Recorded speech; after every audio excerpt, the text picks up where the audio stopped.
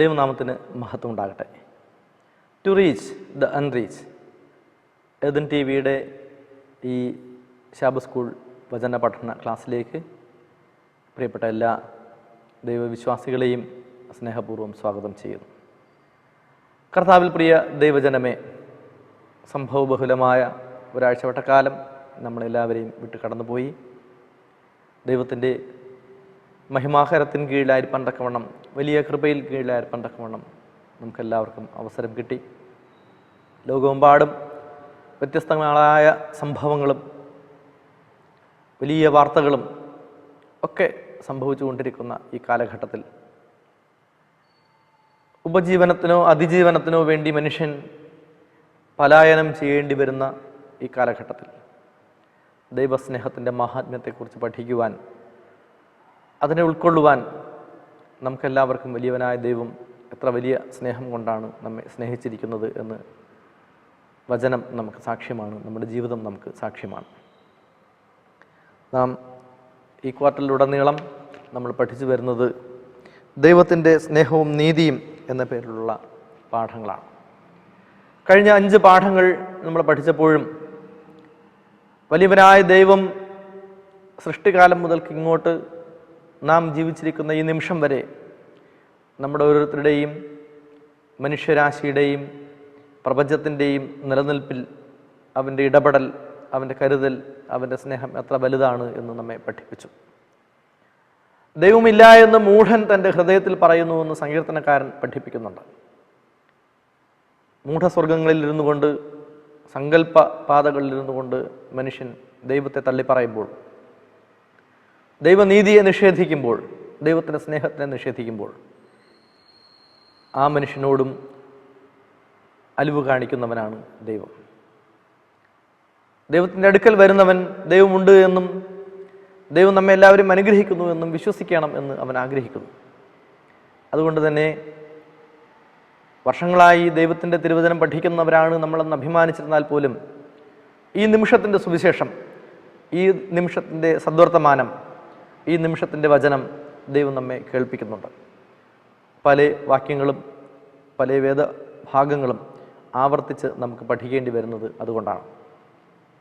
നീതിയോടെയുള്ള ദൈവസ്നേഹം, അതാണ് ഇന്ന് നമ്മൾ പഠിക്കാൻ പോകുന്ന ഈ 6ാമത്തെ പാഠത്തിൻ്റെ തലക്കെട്ട്.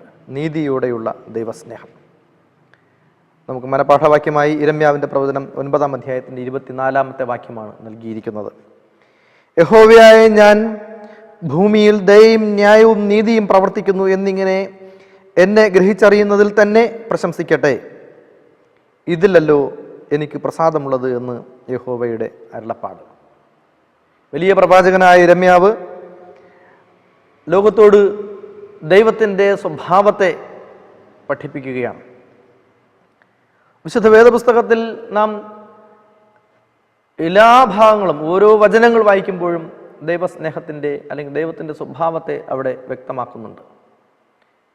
അത് വേദപുസ്തകത്തിൽ ആരംഭിക്കുന്ന ആദ്യത്തെ വാക്യം, ആദിയിൽ ദൈവം ആകാശവും ഭൂമിയും സൃഷ്ടിച്ചു എന്ന് തുടങ്ങുന്ന വാക്യം മുതൽ ആമേൻ കർത്താവായ യേശുവേ വേഗം വരേണമേ എന്ന് പറഞ്ഞ് അവസാനിക്കുന്ന വെളിപാട് പുസ്തകത്തിലെ അവസാനത്തെ വാക്യം വരെ ആയിരുന്നാലും ശരി തന്നെ ദൈവസ്നേഹം പ്രകടമാണ്. ആദിയിൽ ദൈവം ആകാശവും ഭൂമിയും സൃഷ്ടിച്ചു എന്ന് പറയുമ്പോൾ അതിലെവിടെയാണ് ദൈവസ്നേഹം പ്രകടമാകുന്നത് എന്ന് പല ആളുകൾക്ക് ചിന്തയുണ്ടാവാം. അതിൽ പ്രകടമാകുന്നത് എന്തിന് അവൻ അങ്ങനെ ഒരു കാര്യം ചെയ്തു, അവൻ അങ്ങനെ ചെയ്തത് നമുക്കോരോരുത്തർക്കും വേണ്ടിയിട്ടല്ലേ, നമ്മുടെ അതിജീവനത്തിന് വേണ്ടിയിട്ടല്ലേ, നമ്മുടെ അധിവാസത്തിന് വേണ്ടിയിട്ടല്ലേ എന്ന് നാം ചിന്തിക്കുകയാണ്. ആമൻ കർത്താവായ യേശുവേ വേഗം വരയണമേ എന്ന് നാം പ്രാർത്ഥിക്കുമ്പോൾ അതിലെന്തുകൊണ്ട്, അതിലെവിടെയാണ് ദൈവസ്നേഹം എന്ന് ചിന്തിച്ചു കഴിഞ്ഞാൽ കർത്താവായ യേശു ക്രിസ്തുവിൻ്റെ വീണ്ടും വരവാണ് നമ്മുടെ മഹത്വ പ്രത്യാശ എന്ന് പറയുന്നത്. തൻ ഗംഭീരനാദത്തോടും പ്രധാനദൂതൻ്റെ ശബ്ദത്തോടും കാഹളത്തോടും കൂടെ കർത്താവ് വനമേഘങ്ങളിൽ എഴുന്നള്ളുന്ന നാളിന് വേണ്ടിയിട്ടാണ് നാം ഓരോരുത്തരും കാത്തിരിക്കുന്നത്. ഇതിന് രണ്ടിൻ്റെയും ഇടയിൽ, കർത്താവ് യേശു ക്രിസ്തുവിൻ്റെ വീണ്ടും വരവിൻ്റെയും നമ്മുടെ ഈ ഭൂമിയിലെ അതിജീവനത്തിൻ്റെയും ഇടയിൽ ഒരു വലിയ ജീവിത പ്രക്രിയയുണ്ട്. ആ ജീവിത പ്രക്രിയയെ നിയന്ത്രിക്കുന്നതിൽ ദൈവസ്നേഹം എത്ര വലുതാണ്. LNG White steps to Christ എന്ന പുസ്തകത്തിൽ ഗോഡ്സ് ലവ് ഫോർ മാൻ, മനുഷ്യന് വേണ്ടിയുള്ള ദൈവത്തിൻ്റെ സ്നേഹം എന്ന ഭാഗത്ത് ഇങ്ങനെ പറയുന്നുണ്ട്, ദൈവവചനം അവൻ്റെ സ്വഭാവത്തെ വെളിപ്പെടുത്തുന്നു. നാം വായിച്ചതായ യെരമ്യാവിൻ്റെ പ്രവചനം 9-ാം അധ്യായത്തിൻ്റെ 24-ാമത്തെ വാക്യവും അത് തന്നെയാണ് പറയുന്നത്. പ്രശംസിക്കുന്നവനോ യഹോവയായ ഞാൻ ഭൂമിയിൽ ദയയും ന്യായവും നീതിയും പ്രവർത്തിക്കുന്നു എന്നിങ്ങനെ എന്നെ ഗ്രഹിച്ചറിയുന്നതിൽ തന്നെ പ്രശംസിക്കട്ടെ. ദൈവം നമ്മെ സ്നേഹിക്കുന്നുവെന്ന്, ദൈവം നമ്മിൽ ജീവിക്കുന്നുവെന്ന് നാം അവൻ്റെ കൽപ്പനകളെ, അവൻ്റെ പ്രവർത്തനങ്ങളെ നാം യഹോവ നല്ലവനെന്ന് രുചിച്ചറിവിൻ എന്ന് വേദപുസ്തകം പറയുന്നു. അതുകൊണ്ട് തന്നെ യഹോവയായ ദൈവം ഒരു വളരെ ക്രൂരനായിട്ടുള്ള, അല്ലെങ്കിൽ രക്തം ചിന്തുന്ന ഭീകരനായിട്ടുള്ള ഒരു ദൈവം ആയി ആരും ചിത്രീകരിക്കേണ്ട കാര്യമില്ല. ദൈവത്തിൻ്റെ മഹാകോപവും ദൈവത്തിൻ്റെ തീക്ഷ്ണതയും അഗ്നിജ്വാല പോലെയുള്ള കണ്ണുകളും ഒക്കെ വേദപുസ്തകത്തിൽ പല സ്ഥലങ്ങളിലും പറയുന്നുണ്ട്. അവൻ്റെ ദേഷ്യത്തെപ്പറ്റി പറയുന്നുണ്ട്. എങ്കിൽ തന്നെയും അപ്രകാരമുള്ള ദൈവമല്ല ദൈവം. ദൈവം നമ്മെ എല്ലാവരെയും സ്നേഹിക്കുകയും ദീർഘമായി ക്ഷമിക്കുകയും ദയ കാണിക്കുകയും വിശ്വസ്തത പാലിക്കുകയും ചെയ്യുന്നവനായ വലിയ ദൈവം. പുറപ്പാട് പുസ്തകം 34-ാം അധ്യായത്തിൻ്റെ 6-7 വാക്യങ്ങൾ വായിക്കുമ്പോൾ അവിടെ പറയുന്നത്, യഹോവയായ ദൈവം കരുണയും കൃപയും ഉള്ളവൻ, ദീർഘക്ഷമയും മഹാദയയും വിശ്വസ്തതയും ഉള്ളവൻ, 1000-1000 ദയ പാലിക്കുന്നവൻ, അകൃത്യവും അതിക്രമവും പാപവും ക്ഷമിക്കുന്നവൻ. പാപം ക്ഷമിക്കുന്നവനായ വലിയ ദൈവത്തെക്കുറിച്ച് നാം പ്രശംസിക്കണം എന്നാണ് യിരെമ്യാവ് തൻ്റെ പ്രവചന ഭാഗത്ത് പറയുന്നത്. നാം മനസ്സിലാക്കുമ്പോൾ ഈ ലേഖകൻ നമ്മോട് പാഠത്തിൻ്റെ ആദ്യ ഭാഗത്ത് തന്നെ അമുഖമായി പറയുന്നുണ്ട്, പുരാതന കിഴക്കൻ പ്രദേശങ്ങളിൽ ജാതികളുടെ ദൈവങ്ങൾ ചഞ്ചലവും അധാർമികവും പ്രവചനാതീതവും മാത്രമല്ല, ശിശുക്കളെ ബലിയർപ്പിക്കുന്നത് പോലുള്ള ക്രൂരതകൾക്ക് കൽപ്പിക്കുകയും ചെയ്തിരുന്നതായ ദൈവമാണ്. നാം ഏകസത്യ ദൈവമായ ദൈവത്തിൽ വിശ്വസിക്കുന്നവരാണ്. പിശാചിൻ്റെ പ്രവർത്തനങ്ങൾ ഏതെല്ലാം വിധത്തിൽ ദേവന്മാരിലൂടെ, അന്യദേവന്മാരിലൂടെ, അവരുടെ വിശ്വാസങ്ങളിലൂടെ എങ്ങനെയാണ് മനുഷ്യരിൽ പിശാച് ഇടകലർന്ന് പ്രവർത്തിക്കുന്നത് എന്ന് നോക്കൂ. മനുഷ്യരക്തം ചിന്തിയുള്ള യാഗങ്ങൾ, ബലികൾ ഒക്കെ പഴയ പുരാതന കിഴക്കൻ പ്രദേശങ്ങളിൽ ഉണ്ടായിരുന്നു എന്ന് ലേഖകൻ പറയുന്നു. ആധുനിക കാലത്തും ഇതിന് വലിയ മാറ്റങ്ങളൊന്നും ഉണ്ടാകുന്നില്ല. നമ്മുടെ ചുറ്റുപാട് നടക്കുന്ന പല സംഭവങ്ങളും നമ്മൾ കാണുമ്പോൾ ദുർമന്ത്രവാദവും ആഭിചാര പ്രക്രിയകളും, കൂടുതൽ പണത്തിന് വേണ്ടിയിട്ടുള്ള ആർത്തിക്ക് വേണ്ടി ബന്ധങ്ങളെ നഷ്ടപ്പെടുത്തുന്ന ഒരുപാട് അനുഭവങ്ങൾ, വാർത്തകൾ, വർത്തമാനങ്ങൾ നമ്മുടെ ചുറ്റുപാട് നമ്മൾ കേൾക്കുകയും കാണുകയും ചെയ്യുന്നവരാണ്. നോക്കൂ, മനുഷ്യർ തന്നെ ദൈവങ്ങളായി പ്രഖ്യാപിക്കുന്ന ഒരു കാലഘട്ടത്തിലാണ് ജീവിക്കുന്നത്. ചവിട്ടി അനുഗ്രഹിക്കുന്ന ദൈവം, അടിച്ചനുഗ്രഹിക്കുന്ന ദൈവം, അല്ലേ, കെട്ടിപ്പിടിച്ച് അനുഗ്രഹിക്കുന്ന ദൈവം, അങ്ങനെ വ്യത്യസ്തങ്ങളായ ദൈവങ്ങൾ മനുഷ്യർ തന്നെ ദൈവങ്ങളായി പ്രഖ്യാപിച്ച് അവരുടെ മുമ്പിൽ വിഡ്ഢികളായ മനുഷ്യർ ചെന്ന് അവരുടെ മുമ്പിൽ കൂമ്പാരമിടുന്നതും നമ്മൾ കാണാൻ കഴിയുന്നുണ്ട്.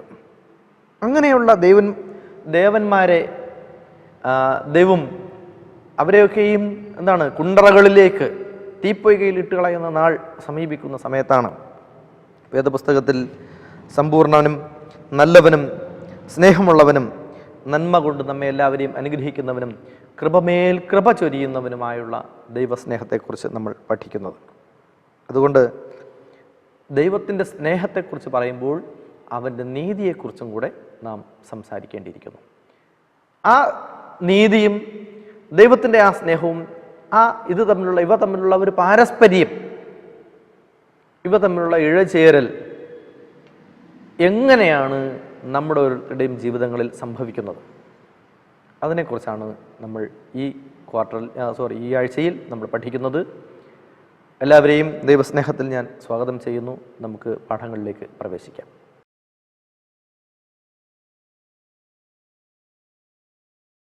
നീതിയോടെയുള്ള ദൈവസ്നേഹം, അതാണല്ലോ നമ്മൾ പഠിച്ചു വരുന്നത്. അതിൽ ആദ്യത്തെ ഭാഗത്ത് ഞായറാഴ്ചയുള്ള പാഠത്തിലേക്ക് നമ്മൾ കടന്നു വരുമ്പോൾ സ്നേഹവും നീതിയും എന്ന തലക്കെട്ടിൽ തിരുവെഴുത്തുകളിലുടനീളം ഒത്തുപോകുന്ന സ്നേഹത്തിനെയും നീതിയെയും കുറിച്ച് നമ്മൾ പഠിക്കുകയാണ്. നമ്മൾ ഈ കോമ്പിനേഷൻ, സ്നേഹം നീതി എന്ന ഈ കോമ്പിനേഷനിലേക്ക് പ്രവേശിക്കുമ്പോൾ എന്താണ് സ്നേഹവും നീതിയും തമ്മിലുള്ള ബന്ധം എന്നുകൂടെ നമ്മൾ ചിന്തിക്കണം. നമുക്കറിയാം, പല കേസുകൾ വരുമ്പോൾ, പ്രമാദമായ കേസുകൾ വരുമ്പോൾ അതിൻ്റെ വിധിന്യായം കേട്ട് കഴിയുമ്പോൾ അതിൽ പ്രതിഭാഗത്തോ വാദിഭാഗത്തോ നിൽക്കുന്ന ആളുകൾ ചിലപ്പോൾ പ്രയോഗിക്കാറുള്ള പദമുണ്ട്, അവന് നീതി കിട്ടി, അവൻ അർഹിക്കുന്നത് കിട്ടി, അങ്ങനെ വേണം, അങ്ങനെ ആയിരുന്നു കിട്ടേണ്ടിയിരുന്നത് എന്നൊക്കെ നമ്മൾ കേൾക്കാറുണ്ടല്ലോ. പരസ്പരം ബന്ധപ്പെടുന്ന രണ്ട് വാക്കുകളാണ് സ്നേഹവും നീതിയും. ന്യായമായത് ഒരു വ്യക്തിയുടെ ജീവിതത്തിൽ സംഭവിക്കുമ്പോഴാണ് പലപ്പോഴും നമ്മൾ നീതി കിട്ടി എന്ന് പറയുക. മനുഷ്യർ പലപ്പോഴും ദൈവത്തിൻ്റെ സന്നിധിയിൽ കുറ്റപ്പെടുത്താറുണ്ട് ദൈവത്തിനെ. എന്താണ്? ഞാൻ ദൈവത്തോട് പ്രാർത്ഥിച്ചു, എനിക്ക് കിട്ടിയില്ല. ഞാൻ നേർച്ചകൾ നേർന്നു, എനിക്ക് കിട്ടിയില്ല. ഞാൻ പ്രാർത്ഥിച്ച ഉടനെ എനിക്ക് കിട്ടിയില്ല. ഞാൻ നേർച്ചകൾ നേർന്നിട്ട് ഉടനെ കിട്ടിയില്ല. ഞാനിങ്ങനെ ദീർഘനാളായി കാത്തിരിക്കുന്നു, എനിക്ക് കിട്ടിയില്ല. ഇങ്ങനെയുള്ള കുറ്റപ്പെടുത്തലുകൾ ദൈവത്തിൻ്റെ സന്നിധിയിൽ അവൻ നീതിയില്ലാത്ത ദൈവമാണ് എന്ന് പറയാതെ പറയുന്ന വിധത്തിലുള്ള വാക്കുകൾ ദൈവത്തിൻ്റെ സന്നിധിയിൽ പ്രയോഗിക്കുമ്പോൾ നാം ചിന്തിക്കേണ്ടെന്നുള്ളൊരു കാര്യമുണ്ട്. ഓരോ ദിവസവും നമ്മൾ എന്ത് ചെയ്യുന്നുണ്ട്? ഉറക്കം എഴുന്നേൽക്കുന്നുണ്ട്. ഉറങ്ങിയെടുത്ത് നാം ഉറക്കം എഴുന്നേൽക്കുന്നുണ്ട്. ആ ഉറക്കം എഴുന്നേൽക്കുന്നത് ദൈവത്തിൻ്റെ സ്നേഹവും അവൻ്റെ നീതിയുമാണ്. നാം ദൈവത്തോട് പ്രാർത്ഥിക്കുമ്പോൾ നാം ഒരു ആവശ്യം ദൈവത്തിൻ്റെ സന്നിധിയിൽ ഉന്നയിച്ച് പ്രാർത്ഥിച്ചു, അത് കിട്ടിയില്ല എന്ന് നമ്മൾ കുറ്റപ്പെടുത്തുമ്പോഴും നമ്മൾ മനസ്സിലാക്കേണ്ടത് അന്ന് നമ്മൾ എന്തെല്ലാം പാപം ചെയ്തിട്ടുണ്ടാകും. നാം ചെയ്ത പാപങ്ങൾക്ക് അതിനനുസരിച്ച് അവൻ നമ്മോട് തിരിച്ചു ചെയ്തിരുന്നുവെങ്കിൽ നമ്മൾ എന്ത് ചെയ്യില്ല? ജീവനോടെ ഉറക്കം എഴുന്നേൽക്കുകയില്ലായിരുന്നു. നമ്മെ സ്നേഹിക്കുന്നവനാണ് ദൈവം. നമുക്ക് നീതി നടപ്പിലാക്കുന്നവനാണ് ദൈവം. രണ്ട് തരം വീക്ഷണങ്ങളെ, രണ്ട് തരം കാഴ്ചപ്പാടുകളെ ഒരൊറ്റ ആശയത്തിൽ നമ്മുടെ മുമ്പിൽ കൊണ്ടുവരികയാണ്. ദൈവം നീതിയുള്ള ദൈവമാണ്, ദൈവം സ്നേഹമുള്ള ദൈവമാണ്. നമുക്ക് ചില വാക്യങ്ങൾ വായിക്കാൻ വേണ്ടി തന്നിട്ടുണ്ട്. സങ്കീർത്തനങ്ങൾ 33:5, യെശയ്യാവ് 61:8, ഇരമ്യാവ് 9:24, സങ്കീർത്തനങ്ങൾ 85:10, സങ്കീർത്തനങ്ങൾ 89:14. ദൈവത്തിന് നീതിയിന്മേലുള്ള കരുതലിന്മേൽ ഈ വാക്യങ്ങൾ വെളിച്ചം വീശുന്നത് എങ്ങനെയാണ് എന്നാണ് ലേഖകൻ ചോദിക്കുന്നത്. അതിൽ ഒന്നാമത്തെ വാക്യം സങ്കീർത്തനം 33:5 നോക്കൂ. അവൻ നീതിയും ന്യായവും ഇഷ്ടപ്പെടുന്നു, യഹോവയുടെ ദയ കൊണ്ട് ഭൂമി നിറഞ്ഞിരിക്കുന്നു. വാസ്തവമല്ലേ? യഹോവയുടെ ദയ കൊണ്ട് ഭൂമി നിറഞ്ഞിരിക്കുന്നു. അപ്പോൾ നമ്മൾ ചില ആളുകൾ ചിന്തിക്കുന്നുണ്ടാവും, അത്ര ദയ കൊണ്ട് നിറഞ്ഞിരിക്കുന്ന ദൈവം എന്തിനാണ് പ്രകൃതിക്ഷോഭങ്ങൾ ഉണ്ടാക്കുന്നത്, മഹാമാരികൾ ഉണ്ടാക്കുന്നത്, രോഗങ്ങൾ ഉണ്ടാക്കുന്നത്, ആളുകളെ കൈയും കാലില്ലാതെ ജനിപ്പിക്കുന്നത്, യുദ്ധങ്ങൾ ഉണ്ടാക്കുന്നത്, യുദ്ധശ്രുതികൾ കേൾപ്പിക്കുന്നത്? നമുക്കിതൊന്നും ദൈവം ഉണ്ടാക്കുന്ന കാര്യങ്ങളല്ല. ദൈവത്തിൽ വിശ്വസിക്കാത്ത മനുഷ്യർ, ദൈവത്തെ സ്നേഹിക്കാത്ത മനുഷ്യർ, അവർക്കിടയിലേക്ക് ദൈവം ഇല്ല എന്ന് കാണിക്കുവാനോ, ദൈവത്തിന് അതീതനാണ് ഞാൻ എന്ന് കാണിക്കുന്നവനോ പിശാച് കാണിക്കുന്ന സാത്താൻ്റെ ഇടപെടലുകൾ കൊണ്ട് സംഭവിക്കുന്നതാണ് ഇതൊക്കെ. അല്ലാതെ ദൈവമായിട്ട് ആരെ നശിപ്പിക്കാൻ വേണ്ടി എന്ത് ചെയ്യുന്നില്ല? ഭൂകമ്പങ്ങളോ യുദ്ധങ്ങളോ ഉണ്ടാക്കുന്നില്ല. വേദപുസ്തകം നമ്മെ പഠിപ്പിക്കുന്നത് ഇതൊക്കെയും അന്ത്യകാലത്തിൻ്റെ ലക്ഷണങ്ങളാണ് എന്നാണ്. എന്താണ്? രാജ്യം രാജ്യത്തോട് എതിർക്കുന്നു, ജാതി ജാതിയോട് എതിർക്കുന്നു, ഭൂമി പൊടുപൊടെ പൊട്ടുന്നു, ഭൂമി കിറുകിറെ കീറുന്നു, മത്തനെ പോലെ ചാഞ്ചാടുന്നു.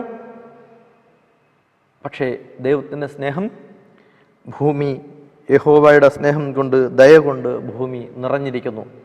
ഇല്ലെങ്കിൽ ഒരു നിമിഷം മതി ദൈവത്തിന് ഇവിടുത്തെ സർവ്വജീവജാലങ്ങളെയും നശിപ്പിക്കുവാൻ വേണ്ടി. യെശയ്യാവ് 61:8 പറഞ്ഞു, യഹോവയായ ഞാൻ ന്യായത്തെ ഇഷ്ടപ്പെടുകയും അന്യായമായ കവർച്ച വെറുക്കുകയും ചെയ്യുന്നു. ഞാൻ വിശ്വസ്തയോടെ അവർക്ക് പ്രതിഫലം കൊടുത്ത് അവരോട് ഒരു ശാശ്വത നിയമം ചെയ്യും എന്നാണ് ദൈവം പറയുന്നത്. ശാശ്വതമായ നിയമം. അവൻ വലിയൊരു നിയമം മനുഷ്യരോട് ചെയ്തു. എന്താണ്? തൻ്റെ ഏകജാതനായ പുത്രനിൽ വിശ്വസിക്കുന്ന അവനും നശിച്ചു പോകാതെ നിത്യജീവൻ പ്രാപിക്കേണ്ടതെന്ന് ദൈവം അവനെ നൽകുവാൻ തക്കോണം ലോകത്തെ സ്നേഹിച്ചു. ആ സ്നേഹമാണ് ഏറ്റവും വലിയ നിയമം ദൈവം മനുഷ്യരുടെ ഇടയിൽ, യഹോവയായ ദൈവം മനുഷ്യരുടെ ഇടയിൽ സ്ഥാപിച്ചത്. അതുകൊണ്ട് അങ്ങനെയുള്ള ദൈവത്തിനെ നിങ്ങൾ മനസ്സിലാക്കുക.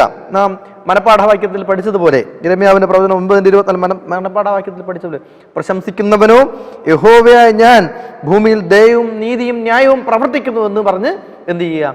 പ്രശംസിക്കുക.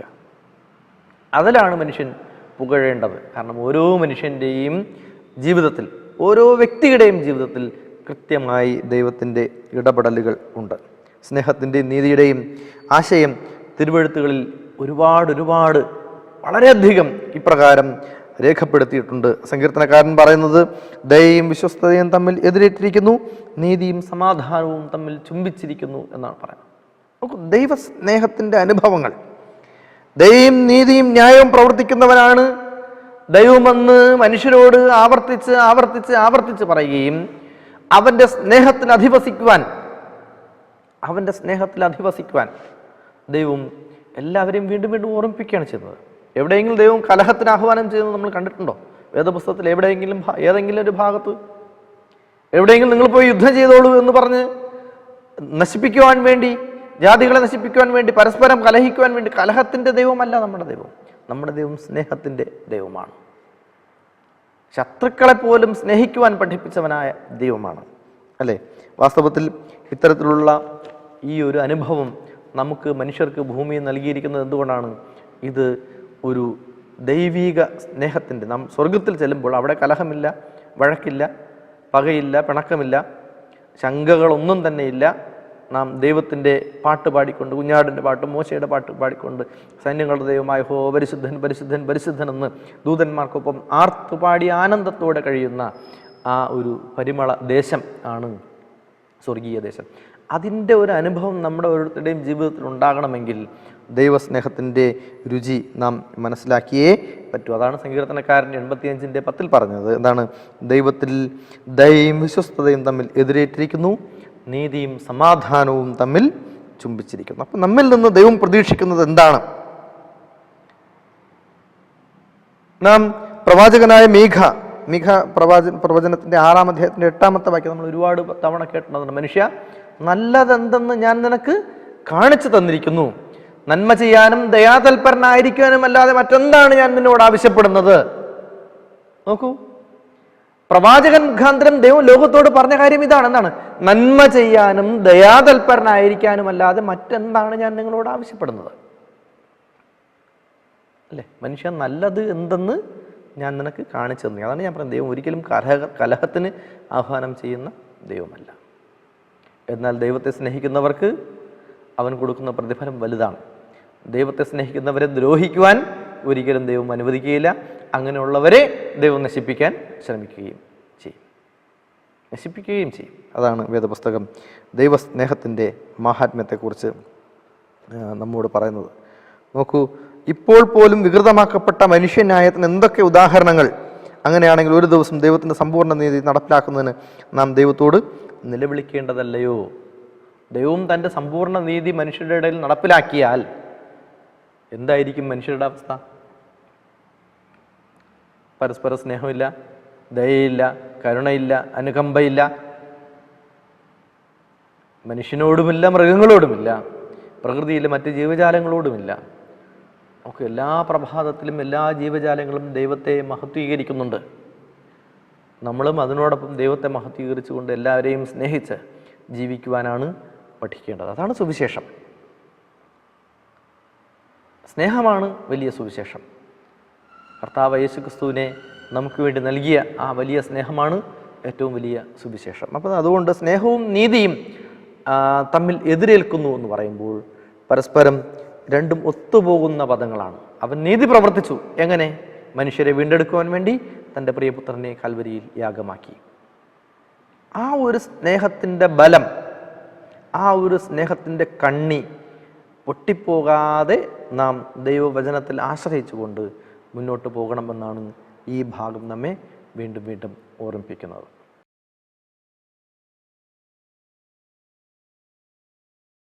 ദൈവത്തിൻ്റെ നീതിയോടെയുള്ള ദൈവസ്നേഹം എന്ന ഈ തലക്കെട്ടിൽ നമുക്ക് തിങ്കളാഴ്ചത്തെ പാഠത്തിൽ പഠിക്കാനുള്ളത് ദൈവം തികച്ചും നല്ലവനും നീതിമാനുമാണ് എന്നാണ്. ദൈവത്തിൻ്റെ സ്നേഹത്തെക്കുറിച്ചും അവൻ്റെ നീതിയെക്കുറിച്ചും നാം കഴിഞ്ഞ പാഠത്തിൽ പഠിച്ചു. സ്വാഭാവികമായും അവനവിടെ 2 പേര് വീണിട്ടുണ്ട്. ദൈവം സ്നേഹമുള്ളവനാണ്, ദൈവം നീതിയുള്ളവനാണ്. ഇവിടെ വീണ്ടും പറയുകയാണ്, ദൈവം നല്ലവനാണ്, ദൈവം നീതിമാനും ആണ്. സ്നേഹിക്കുവാനും ന്യായം പ്രവർത്തിക്കുവാനും ദൈവം മനുഷ്യരെ വെറുതെ വിളിക്കുന്നില്ല. എന്നാൽ ദൈവം തന്നെ ഈ സവിശേഷതകൾ സമ്പൂർണമായും അചഞ്ചലമായും നമ്മുടെ ഓരോരുത്തരുടെ മുമ്പിൽ അവതരിപ്പിച്ചിരിക്കുകയാണ് ഓരോ ഉദാഹരണങ്ങളിലൂടെ. നമുക്ക് 2 വാക്യങ്ങളിലൂടെ വായിക്കാൻ തന്നിട്ടുണ്ട്. ആവർത്തന പുസ്തകം 32:4, സങ്കീർത്തനങ്ങൾ 92:15. ഈ രണ്ട് ഭാഗത്തും ദൈവത്തിൻ്റെ ആ കരുത്തിനെ എങ്ങനെയാണ് അടയാളപ്പെടുത്തിയിരിക്കുന്നത് എന്ന് നമുക്ക് നോക്കാം. ആവർത്തനം 32:4 പറയുന്നു, അവൻ പാറ, അവൻ്റെ പ്രവൃത്തികൾ അത്യുത്തമം, അവൻ്റെ വഴികളൊക്കെയും ന്യായം, അവൻ വിശ്വസ്തതയുള്ള ദൈവം, വ്യാജമില്ലാത്തവൻ, നീതിയും നേരുമുള്ളവൻ തന്നെ. നമുക്ക് എത്ര പേരാണ് ദൈവത്തിനോട് പറഞ്ഞത്. അവൻ ആരാണ്? അവൻ്റെ വഴികളൊക്കെയും, അവൻ്റെ പ്രവൃത്തി അത്യുത്തമം, അവൻ്റെ വഴികൾ അത്യുത്തമം, അവൻ്റെ വഴികൾ ന്യായം, അവൻ വിശ്വസ്തതയുള്ള ദൈവം, വ്യാജമില്ലാത്തവൻ, നീതിയും നേരുമുള്ളവൻ. ഇതൊക്കെ പറഞ്ഞിട്ട് ആദ്യത്തെ വിശേഷണം എന്താണ്? അവൻ പാറ, ആർക്കും ആശ്രയിക്കുവാൻ കഴിയുന്ന വലിയ പാറ. സങ്കീർത്തനക്കാരൻ പറയുന്നത് നോക്കൂ, സങ്കീർത്തനം 92:15, യഹോവ നേരുള്ളവൻ, അവൻ എൻ്റെ പാറ, അവനിൽ നീതികേടില്ല എന്ന് കാണിക്കേണ്ടതിന് തന്നെ. നാം ദൈവത്തിൽ എത്രത്തോളം ആശ്രയിക്കുന്നുവോ അത്രത്തോളം നമ്മൾ കരുത്തുള്ളവരായിത്തീരും. അതുകൊണ്ടാണ് സങ്കീർത്തനക്കാരൻ പറഞ്ഞത്, യഹോവയായ ദൈവം എൻ്റെ ബലം, ഞാൻ ആരെ ഭയപ്പെടും? മനുഷ്യർ എന്നോട് എന്ത് ചെയ്യും? ചിലർ രഥങ്ങളിലും ചിലർ കുതിരകളിലും ആശ്രയിക്കുന്നു, ഞാനോ എൻ്റെ ദൈവമായ യഹോവയിൽ ആശ്രയിക്കുന്നു. അവൻ ആരാണ്? ആകാശത്തെയും ഭൂമിയെയും സർവചരാചരങ്ങളെയും സൃഷ്ടിച്ചവനാണ്. സകല ജാതിയും ഭാഷയും ഗോത്രവും വംശങ്ങളെയും സൃഷ്ടിച്ചവനാണ്. അവനിൽ വേർതിരിവില്ല, അവന് മുഖപക്ഷമില്ല. അവനിൽ ആശ്രയിക്കുന്നവർക്ക് അവൻ വലിയ പാറ തന്നെ. ദൈവം നീതിമാനും സ്നേഹിക്കുന്നവനുമാകുന്നുവെന്ന് ഇത്രത്തോളം മനോഹരമായി പറയാൻ അവനിൽ നീതികേടില്ല എന്നാണ് സങ്കീർത്തനക്കാരൻ പറയുന്നത്. നീതികേട് ചെയ്യുന്നില്ല, അവൻ തൻ്റെ ന്യായത്തെ തെറ്റാതെ എല്ലാവർക്കും വെളിച്ചത്താക്കുന്നു. നീതി കെട്ടവനോ നാണം എന്തെന്ന് അറിഞ്ഞുകൂടാ എന്ന് സഫന്യാവിൻ്റെ പ്രവചന ഭാഗത്ത് പറയുന്നുണ്ട്, 3:5 പറയുന്നുണ്ട്. അവൻ നീതികേട് ചെയ്യുന്നില്ല, രാവിലെ അവൻ തൻ്റെ ന്യായത്തെ തെറ്റാതെ വെളിച്ചത്താക്കുന്നു. എന്താണത്? ഞാൻ നേരത്തെ പറഞ്ഞു, രാവിലെ അവൻ തൻ്റെ ന്യായത്തെ തെറ്റാതെ വെളിച്ചത്താക്കുന്നു. നമ്മളെല്ലാവരും വിളിച്ചുണർത്തുകയാണ് അല്ലേ? നമ്മളെല്ലാവരെയും വിളിച്ചുണർത്തുകയാണ്. മനോഹരമായ ഒരു പ്രാർത്ഥനാഗാനം ഉണ്ട്. നമ്മളിതൊക്കെ ഈ പാട്ട് പാടാറ് മരണസമയത്താണ്. സമയമാം രഥത്തിൽ ഞാൻ സ്വർഗയാത്ര ചെയ്യുന്നു എന്നുള്ള മനോഹരമായ പാട്ട്. അതിൽ പറയുന്നുണ്ട്, രാത്രിയിൽ ഞാൻ ദൈവത്തിൻ്റെ കൈകളിൽ ഉറങ്ങുന്നു, അപ്പോഴും എൻ രഥത്തിൻ്റെ ചക്രം മുന്നോട്ടോടുന്നു. നോക്കൂ, രാത്രിയിൽ ഞാൻ എവിടെയാണ് ഉറങ്ങുന്നത്? എൻ്റെ ദൈവത്തിൻ്റെ കൈകളിലാണ് ഉറങ്ങുന്നത്. അവിടെ നിന്ന് അവൻ നമ്മെ വിളിച്ചുണർത്തുന്നു. രാവിലെ അവന് നമ്മൾ ചെയ്ത പ്രവൃത്തിക്ക് തക്കവണ്ണം പ്രതിഫലം അന്നേരം തന്നെ തന്നിരുന്നെങ്കിൽ, നമ്മുടെ പാപങ്ങൾക്ക് അന്നേരം തന്നെ ശിക്ഷ നൽകിയിരുന്നെങ്കിൽ, നോക്കൂ, അവൻ നമ്മെ ഒരിക്കലും വിളിച്ചുണർത്തുമായിരുന്നില്ല. അവൻ നീതിമാനാണ്, അവൻ സ്നേഹിക്കുന്നവന്, പാപികളെയും സ്നേഹിക്കുന്നവന്, പാപത്തെ വെറുക്കുന്നവനാണ്, പാപികളെ സ്നേഹിക്കുന്നവനാണ്. അവരുടെ പാപങ്ങളൊക്കെയും സകല മനുഷ്യരുടെയും പാപങ്ങളിൽ നിന്ന് അവരെ മോചിപ്പിക്കുന്നതിന് വേണ്ടി ലോകത്തിലേക്ക് തൻ്റെ പ്രിയപുത്രനെ കുഞ്ഞാടായി അയച്ചവനാണ് നമ്മുടെ യഹോവയായ ദൈവം. അതാണ് സഫന്യാവ് അത്ര മനോഹരമായി പറയുന്നത്. അവൻ രാവിലെ തൻ്റെ ന്യായത്തെ തെറ്റാതെ വെളിച്ചത്താക്കുന്നു, നീതി കെട്ടവനോ നാണം എന്തെന്നറിഞ്ഞുകൂടാ. നീതി കെട്ടവൻ എന്ത് ചെയ്യുന്നു? പിറ്റേന്ന് വീണ്ടും രാവിലെ എഴുന്നേറ്റ് നിന്ന് ദൈവമില്ല എന്ന് പറയുന്നു. സങ്കീർത്തനക്കാരൻ പറയുന്നു, ദൈവമില്ല എന്ന് മൂഢൻ തൻ്റെ ഹൃദയത്തിൽ പറയുന്നു. ദൈവത്തിൻ്റെ അസ്തിത്വത്തെ ചോദ്യം ചെയ്യുന്ന മനുഷ്യർ, അങ്ങനെയുള്ളവരും ഈ ലോകത്തിലുണ്ടെന്ന് ആർക്കറിയാം? ദൈവത്തിന് അറിയാം. നമുക്ക് സങ്കീർത്തനം 9:7, അതേപോലെ തന്നെ 7-8, സങ്കീർത്തനം 145 9 മുതൽ 17 വരെയുള്ള വാക്യങ്ങൾ, ഇവയിൽ എന്താണ് പറയുന്നതെന്ന് നമുക്ക് നോക്കാം. സങ്കീർത്തനങ്ങൾ 9:7 പറയുന്നത് ഇപ്രകാരമാണ്, എന്നാൽ യഹോവ എന്നേക്കും വാഴുന്നു, ന്യായവിധിക്ക് അവൻ സിംഹാസനം ഒരുക്കിയിരിക്കുന്നു. വെറുതെ വിടില്ല. എല്ലാത്തിനും ഒരു സമയമുണ്ട് അല്ലേ? സഭാപ്രസംഗി നമ്മെ പഠിപ്പിക്കുന്ന അതാണ്. എല്ലാത്തിനും ഒരു സമയമുണ്ട്. ദൈവം നല്ലതും തീയതുമായി സകല പ്രവൃത്തികളെയും സകല ചിന്താഭാരങ്ങളുമായി അവൻ ന്യായവിസ്താരത്തിലേക്ക് വരുത്തുമല്ലോ. സകല ചിന്തകളും നമ്മുടെ ചിന്തകളെയും പ്രവൃത്തികളെയും എല്ലാത്തിനെയും കൊണ്ട് ദൈവത്തിൻ്റെ കണക്ക് പുസ്തകത്തിന് മുമ്പിൽ മറുപടി പറയേണ്ട ദിവസമുണ്ട്, ന്യായവിധി ദിവസമുണ്ട്. പക്ഷേ അതിൽ നമ്മൾ പെട്ടുപോകാതിരിക്കാൻ അവൻ നമ്മെ സ്നേഹിക്കുന്നു. അവൻ്റെ സ്നേഹം കൊണ്ട് നമ്മെ വീണ്ടെടുക്കുവാൻ ശ്രമിക്കുന്നു. അവൻ വീണ്ടും വീണ്ടും അവസരം തരുന്നു. അവൻ കൃപമേൽ കൃപ തരുന്നു. അവൻ ദീർഘമായി ക്ഷമിക്കുന്നു. അവൻ മഹാദയ കൊണ്ട് ഭൂമിയെ നിറച്ചിരിക്കുന്നു. അതാണ് സങ്കീർത്തനക്കാരൻ നേരത്തെ പറഞ്ഞത്, 92:5 പറഞ്ഞത്. അവൻ മഹാദയ കൊണ്ട് ഭൂമിയെ നിറച്ചിരിക്കുന്നു. ആ ദയ ഇല്ലായിരുന്നുവെങ്കിൽ മനുഷ്യൻ്റെ അവസ്ഥ ആലോചിച്ച് നോക്കൂ. മനുഷ്യൻ ഏത് വിധത്തിലാകുമായിരുന്നുവെന്ന് അല്ലേ? നമ്മുടെ ഓരോരുത്തരുടെയും ജീവിതത്തിനെ നമ്മളൊന്ന്, നമ്മുടെ പ്രവൃത്തികളെ, നമ്മുടെ ചിന്തകളെ നമ്മളൊന്ന് ആലോചിച്ച് നോക്കൂ. ആ ചിന്തകൾക്ക്, പ്രവൃത്തികൾക്ക് അവൻ അന്നേരം തന്നെ പ്രതിഫലം നൽകിയിരുന്നുവെങ്കിൽ, അന്നേരം തന്നെ പ്രതികരിച്ചിരുന്നുവെങ്കിൽ എന്താകുമായിരുന്നു നമ്മുടെ അവസ്ഥ? സങ്കീർത്തനക്കാരൻ 145 സങ്കീർത്തനത്തിൻ്റെ 9 മുതൽ 17 വരെയുള്ള വാക്യങ്ങൾ എന്താ പറയുന്നത് നോക്കൂ.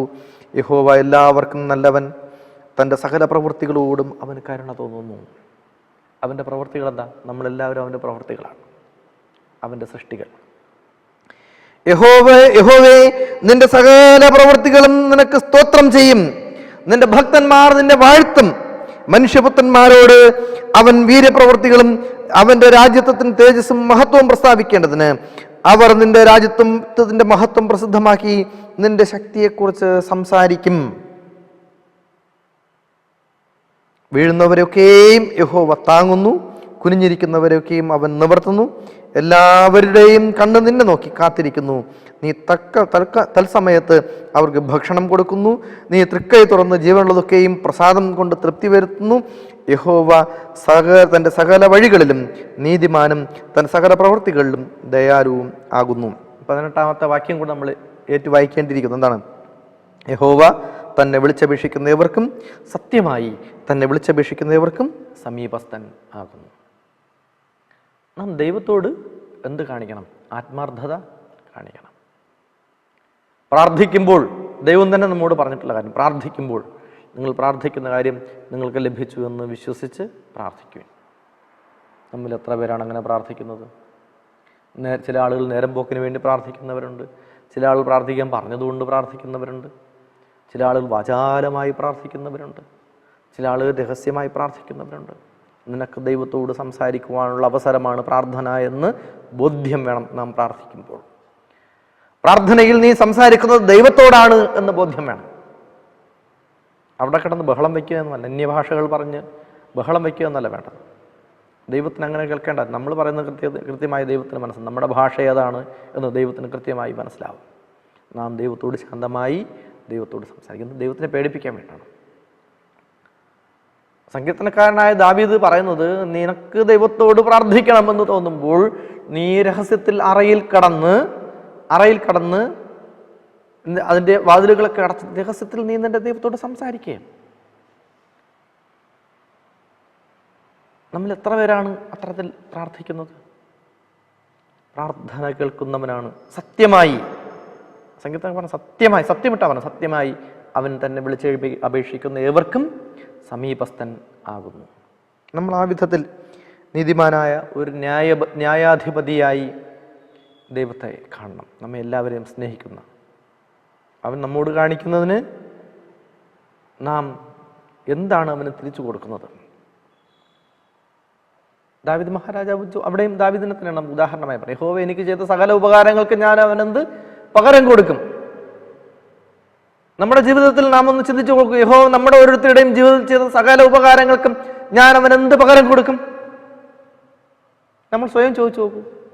നമുക്കെന്ത് ദൈവം ഉപകാരങ്ങളൊന്നും ചെയ്തിട്ടില്ലേ? നമുക്ക് ഇതുവരെയും നമ്മുടെ ജീവിതത്തിൽ ഒരു ഗുണം ഉണ്ടായിട്ടില്ലേ? എല്ലാം ദോഷമാണോ സംഭവിച്ചിരിക്കുന്നത്? അല്ല. യഹോവ എനിക്ക് ചെയ്ത സകല ഉപകാരങ്ങൾക്കും ഞാൻ അവനെന്ത് പകരം കൊടുക്കും? ഞാൻ രക്ഷയുടെ പാനപാത്രം എടുത്ത് ദൈവത്തിൻ്റെ നാമത്തെ മഹത്വീകരിക്കും. സ്തോത്രം എന്ന യാഗം അവൻ സന്നിധിയിൽ അർപ്പിക്കും. നന്ദിയുള്ള ഹൃദയത്തോടെ അവനെ വാഴ്ത്തും. അല്ലേ? സങ്കീർത്തനക്കാരൻ 5:4 പറയുന്നുണ്ട്, എന്താണ്? നീതിമാനായ ഒരു ന്യായാധിപതിയാണ് ദൈവം. നീതിമാനായ ന്യായാധിപതി, അവനിൽ ഒരു തിന്മയും വസിക്കുന്നില്ല. ദൈവം വെളിച്ചമാകുന്നു, അവനിൽ ഇരുട്ട് ഒട്ടും ഇല്ല. യാക്കോബ് അപ്രകാരം പറയുന്നു. ദൈവം ദോഷങ്ങളാൽ പരീക്ഷിക്കപ്പെടാത്തവൻ ആകുന്നു. പ്രവാചകൻ പ്രവാചകം 1:13 പറയുന്നുണ്ട്, ദൈവം ദോഷങ്ങളാൽ പരീക്ഷിക്കപ്പെടാത്തവൻ ആകുന്നു. നമുക്ക് എന്തെങ്കിലും ദോഷം സംഭവിക്കുന്നുണ്ട് എങ്കിൽ നമ്മൾ മനസ്സിലാക്കുന്ന നമ്മുടെ പ്രവൃത്തിയുടെ ഫലമാണ്, അല്ലാതെ ദൈവം നമ്മളെ പരീക്ഷിക്കുന്നത് അല്ല. നീതിമാനായ ഇയ്യോബിനെ ദൈവം പരീക്ഷിച്ചോ? ഇല്ല. ഇയ്യോബിനെ പരീക്ഷിച്ചത് ആരാണ്? പിശാചാണ് ഇയ്യോബിനെ പരീക്ഷിച്ചത്. ദൈവം പിശാചിനോട് പറഞ്ഞു, അവൻ്റെ ആത്മാവിൽ മാത്രം നീ തൊട്ട് കളിക്കരുത്, നിനക്ക് എന്ത് വേണമെങ്കിലും ചെയ്യാം. പ്രിയമുള്ളവർ, നമ്മളെ ഓരോരുത്തരെ പറ്റിയും ദൈവത്തിൻ്റെ കൺസേൺ ഇങ്ങനെ തന്നെയാണ്, ദൈവത്തിൻ്റെ കരുതൽ ഇങ്ങനെ തന്നെയാണ്. നമ്മുടെ ആരുടെയും ആത്മാവ് നഷ്ടപ്പെട്ടു പോകാൻ ദൈവം ആഗ്രഹിക്കുന്നു. നമ്മൾ ആരും വഴിതെറ്റിപ്പോകാൻ അവൻ ആഗ്രഹിക്കുന്നില്ല. നാം വഴിതെറ്റിപ്പോയ കുഞ്ഞാടാണ് എങ്കിൽ നമ്മെ, ആ ഒരു കുഞ്ഞാടിനെ അവൻ്റെ ആലയിലേക്ക് തിരികെ വിളിക്കുവാൻ അവൻ പരമാവധി പരിശ്രമിക്കും. സ്നേഹിക്കുന്നവനാണ് ദൈവം.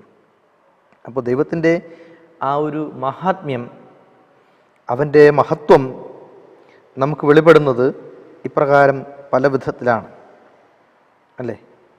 പല വിധത്തിലാണ്. നാം ദൈവത്തിനെ നേരിട്ട് കാണുന്നില്ല, എങ്കിലും അവൻ്റെ ശബ്ദം നമ്മൾ കേൾക്കുന്നു, അവൻ നമ്മൾ അനുഭവിച്ചറിയുന്നു. വചനങ്ങളിലൂടെ അവൻ്റെ ആത്മാവ് അവൻ നമ്മുടെ ഉള്ളിലേക്ക് പകരുന്നു. ഈ വചനങ്ങളൊക്കെയും കേൾക്കുമ്പോൾ നാം ദൈവത്തിനെ കാണുന്നുണ്ട് എന്ന് മനസ്സിലാക്കുക. ദൈവത്തിനെ കാണാൻ ആഗ്രഹിച്ചിരുന്നു മോശ.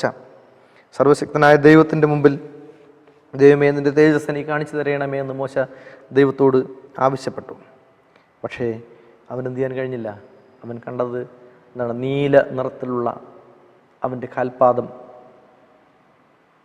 ഒരു വലിയ വെളിച്ചം. നോക്കൂ, ദൈവത്തെ ആരും ഒരു നാളും കണ്ടിട്ടില്ല, പക്ഷേ എല്ലാവരും അവൻ്റെ സ്നേഹത്തെ അനുഭവിച്ചറിഞ്ഞിട്ടുണ്ട്. ഞാനും നിങ്ങളും എല്ലാവരും അവൻ്റെ സ്നേഹത്തെ അനുഭവിച്ചറിഞ്ഞിട്ടുണ്ട്. എൻ്റെ മഹിമ ഒക്കെയും നിൻ്റെ മുമ്പാകെ കടക്കുവാൻ ഇടയാക്കും എന്ന് ആ നാളിൽ മോശയോട് ദൈവം മറുപടി പറഞ്ഞു. നമ്മോടും പറയുന്നത് തന്നെയാണ്. കർത്താവ് യേശു ക്രിസ്തുവിൻ്റെ വീണ്ടും വരവിൽ നാം അവനെ കാണുമ്പോൾ ആശ്ചര്യത്തോടു കൂടി, നാം അത്ഭുതത്തോടു കൂടി ദൈവസ്നേഹത്തിനെ അനുഭവിച്ച് അറിയും. അത്രത്തോളം നല്ലവനും, അത്രത്തോളം നീതിമാനും, അത്രത്തോളം സ്നേഹം കൊണ്ട് നമ്മെ നിറച്ചിരിക്കുന്നവനുമാണ് നമ്മുടെ ദൈവമെന്ന് നാം മനസ്സിലാക്കുക.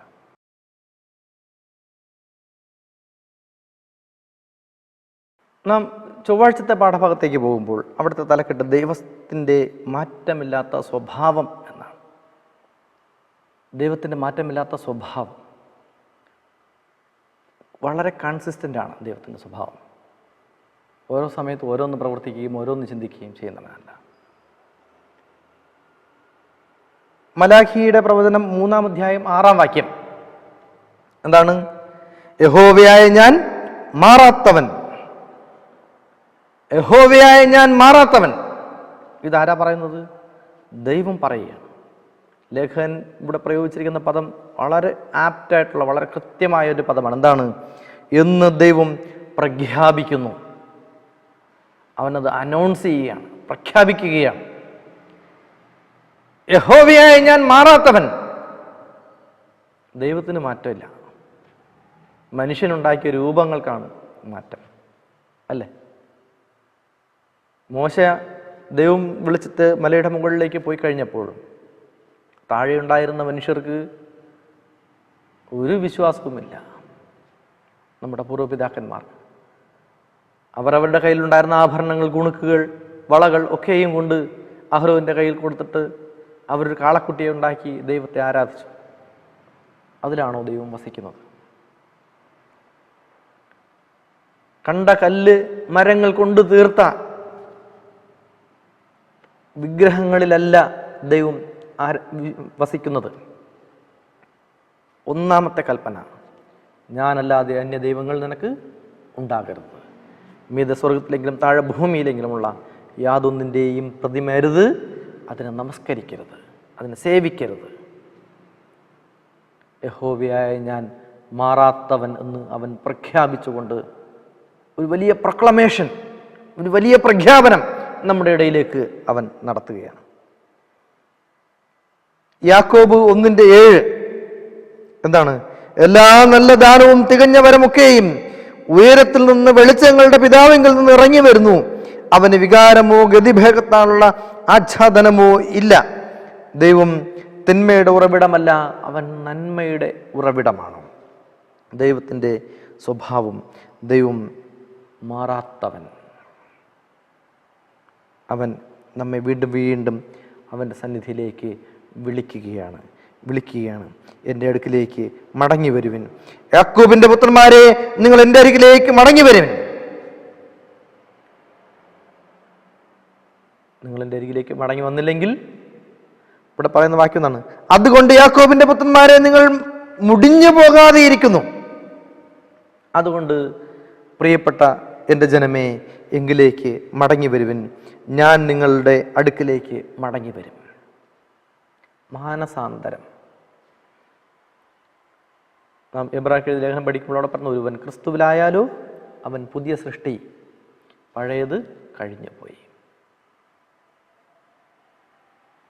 നാം അത്തരത്തിലുള്ളൊരു സാക്ഷിയായി മാറുവാൻ ദൈവം ആഗ്രഹിക്കുന്നുണ്ട്. എബ്രായർക്കെഴുതിയ ലേഖനം 6-ാം അധ്യായത്തിന്റെ 17-ാമത്തെ വാക്യം, അതുകൊണ്ട് ദൈവം വാഗ്ദത്തത്തിന്റെ അവകാശികൾക്ക് തന്റെ ആലോചന മാറാത്തത് എന്ന് അധികം സ്പഷ്ടമായി കാണിപ്പാൻ ഇച്ഛിച്ചു, ഒരു ആണയാലും ഉറപ്പിച്ചു കൊടുത്തു. ദൈവം അങ്ങനെ ആണയിട്ടൊന്നും ഒരിടത്തും ഉറപ്പിക്കുന്നവരല്ല. എങ്കിലും ദൈവം പറയുകയാണ്, അതുകൊണ്ട് ദൈവം വാഗ്ദത്തത്തിന്റെ അവകാശികൾക്ക്. ആരാണ് ഈ വാഗ്ദത്തത്തിന്റെ അവകാശി? നാം ഓരോരുത്തരും വാഗ്ദത്തത്തിന്റെ അവകാശികളാണ്. എങ്ങനെയാണ്? നാം വാഗ്ദത്ത സന്തതികളാണ്. ആ വാഗ്ദത്തം ആർക്ക് കിട്ടിയതാണ്? നമ്മുടെ പൂർവ്വപിതാവായ നമ്മുടെ പിതാവായ അബ്രഹാമിനാണ്. അബ്രഹാമിന് ദൈവം കൊടുത്ത വാഗ്ദത്തം, അവൻ്റെ സന്തതി ആകാശത്തിൽ എണ്ണിക്കൂടാതെ വണ്ണം നക്ഷത്രങ്ങളുണ്ട്, നിന്റെ സന്തതികൾ ആകാശത്തിലെ നക്ഷത്രങ്ങളെപ്പോലെ ആകും. കടൽ തീരത്തെ മണൽത്തരിയെ നിനക്ക് എണ്ണിത്തീർക്കാൻ കഴിയുമോ? നിന്റെ സന്തതികൾ ഈ കടൽ തീരത്തെ മണൽത്തരി പോലെയാകും. വാഗ്ദത്ത സന്തതികളാണ് നമ്മൾ. അബ്രഹാമിന് ദൈവം കൊടുത്ത വാഗ്ദത്തത്തിൻ്റെ അവകാശത്തിൻ്റെ ഓഹരി അനുഭവിക്കുവാൻ ദൈവം നമ്മെ തിരഞ്ഞെടുത്തിരിക്കുന്ന ഒരു രാജകീയ പുരോഹിത വർഗവും വിശുദ്ധ വംശവും ദൈവത്തിൻ്റെ സ്വന്തം ജനവും ആകുന്നു. എബ്രായർ 6:17 പറഞ്ഞെന്താണ്? അതുകൊണ്ട് ദൈവം വാഗ്ദത്തത്തിൻ്റെ അവകാശികൾക്ക് തൻ്റെ ആലോചന മാറാത്തത് എന്ന് അധികം സ്പഷ്ടമായി കാണിപ്പാൻ ഇച്ഛിച്ചു. ദൈവത്തിൻ്റെ സ്വഭാവം, ദൈവത്തിൻ്റെ വാഗ്ദത്തം ഒരിക്കലും മാറുന്നില്ല. അവൻ അനുഗ്രഹങ്ങൾ കൊണ്ട് നിറയ്ക്കുമെന്ന് വാഗ്ദത്തം ചെയ്തവനാണ്. രണ്ടാമത്തെയും മൂന്നാമത്തെയും തലമുറയോളം അനുഗ്രഹങ്ങൾ കൊണ്ട് നിറയ്ക്കുമെന്ന് വാഗ്ദത്തം ചെയ്തവനാണ്. ദേശത്തിൻ്റെ ഉന്നതങ്ങളിൽ വാഹനമേറ്റിയോട് മാറാക്കും എന്ന് വാഗ്ദത്തം ചെയ്തവനാണ്. അവൻ്റെ കരുതൽ, അവൻ്റെ കാവൽ എപ്പോഴും നമുക്കും നമ്മുടെ സന്തതി പരമ്പരകൾക്കും ഉണ്ടാകണമെങ്കിൽ വിശ്വസ്തയോടും സ്നേഹത്തോടും കൂടെ ദൈവത്തിൻ്റെ സന്നിധിയിൽ വസിക്കുവാൻ. ദൈവത്തിൻ്റെ സ്വഭാവം മാറാത്തതാണ്, ഒരിക്കലും മാറാത്തതാണ് ദൈവത്തിൻ്റെ സ്വഭാവം. നാം വേദപുസ്തകത്തിൽ 2 തീമോഥെയോസ് 2:13 വായിക്കുമ്പോൾ അവിടെ ഇങ്ങനെ പറയുന്നു, നാം അവിശ്വസ്തരായി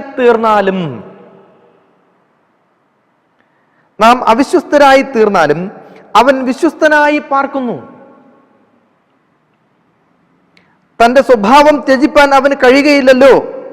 ഈ വചനം വിശ്വാസയോഗ്യമാകുന്നു.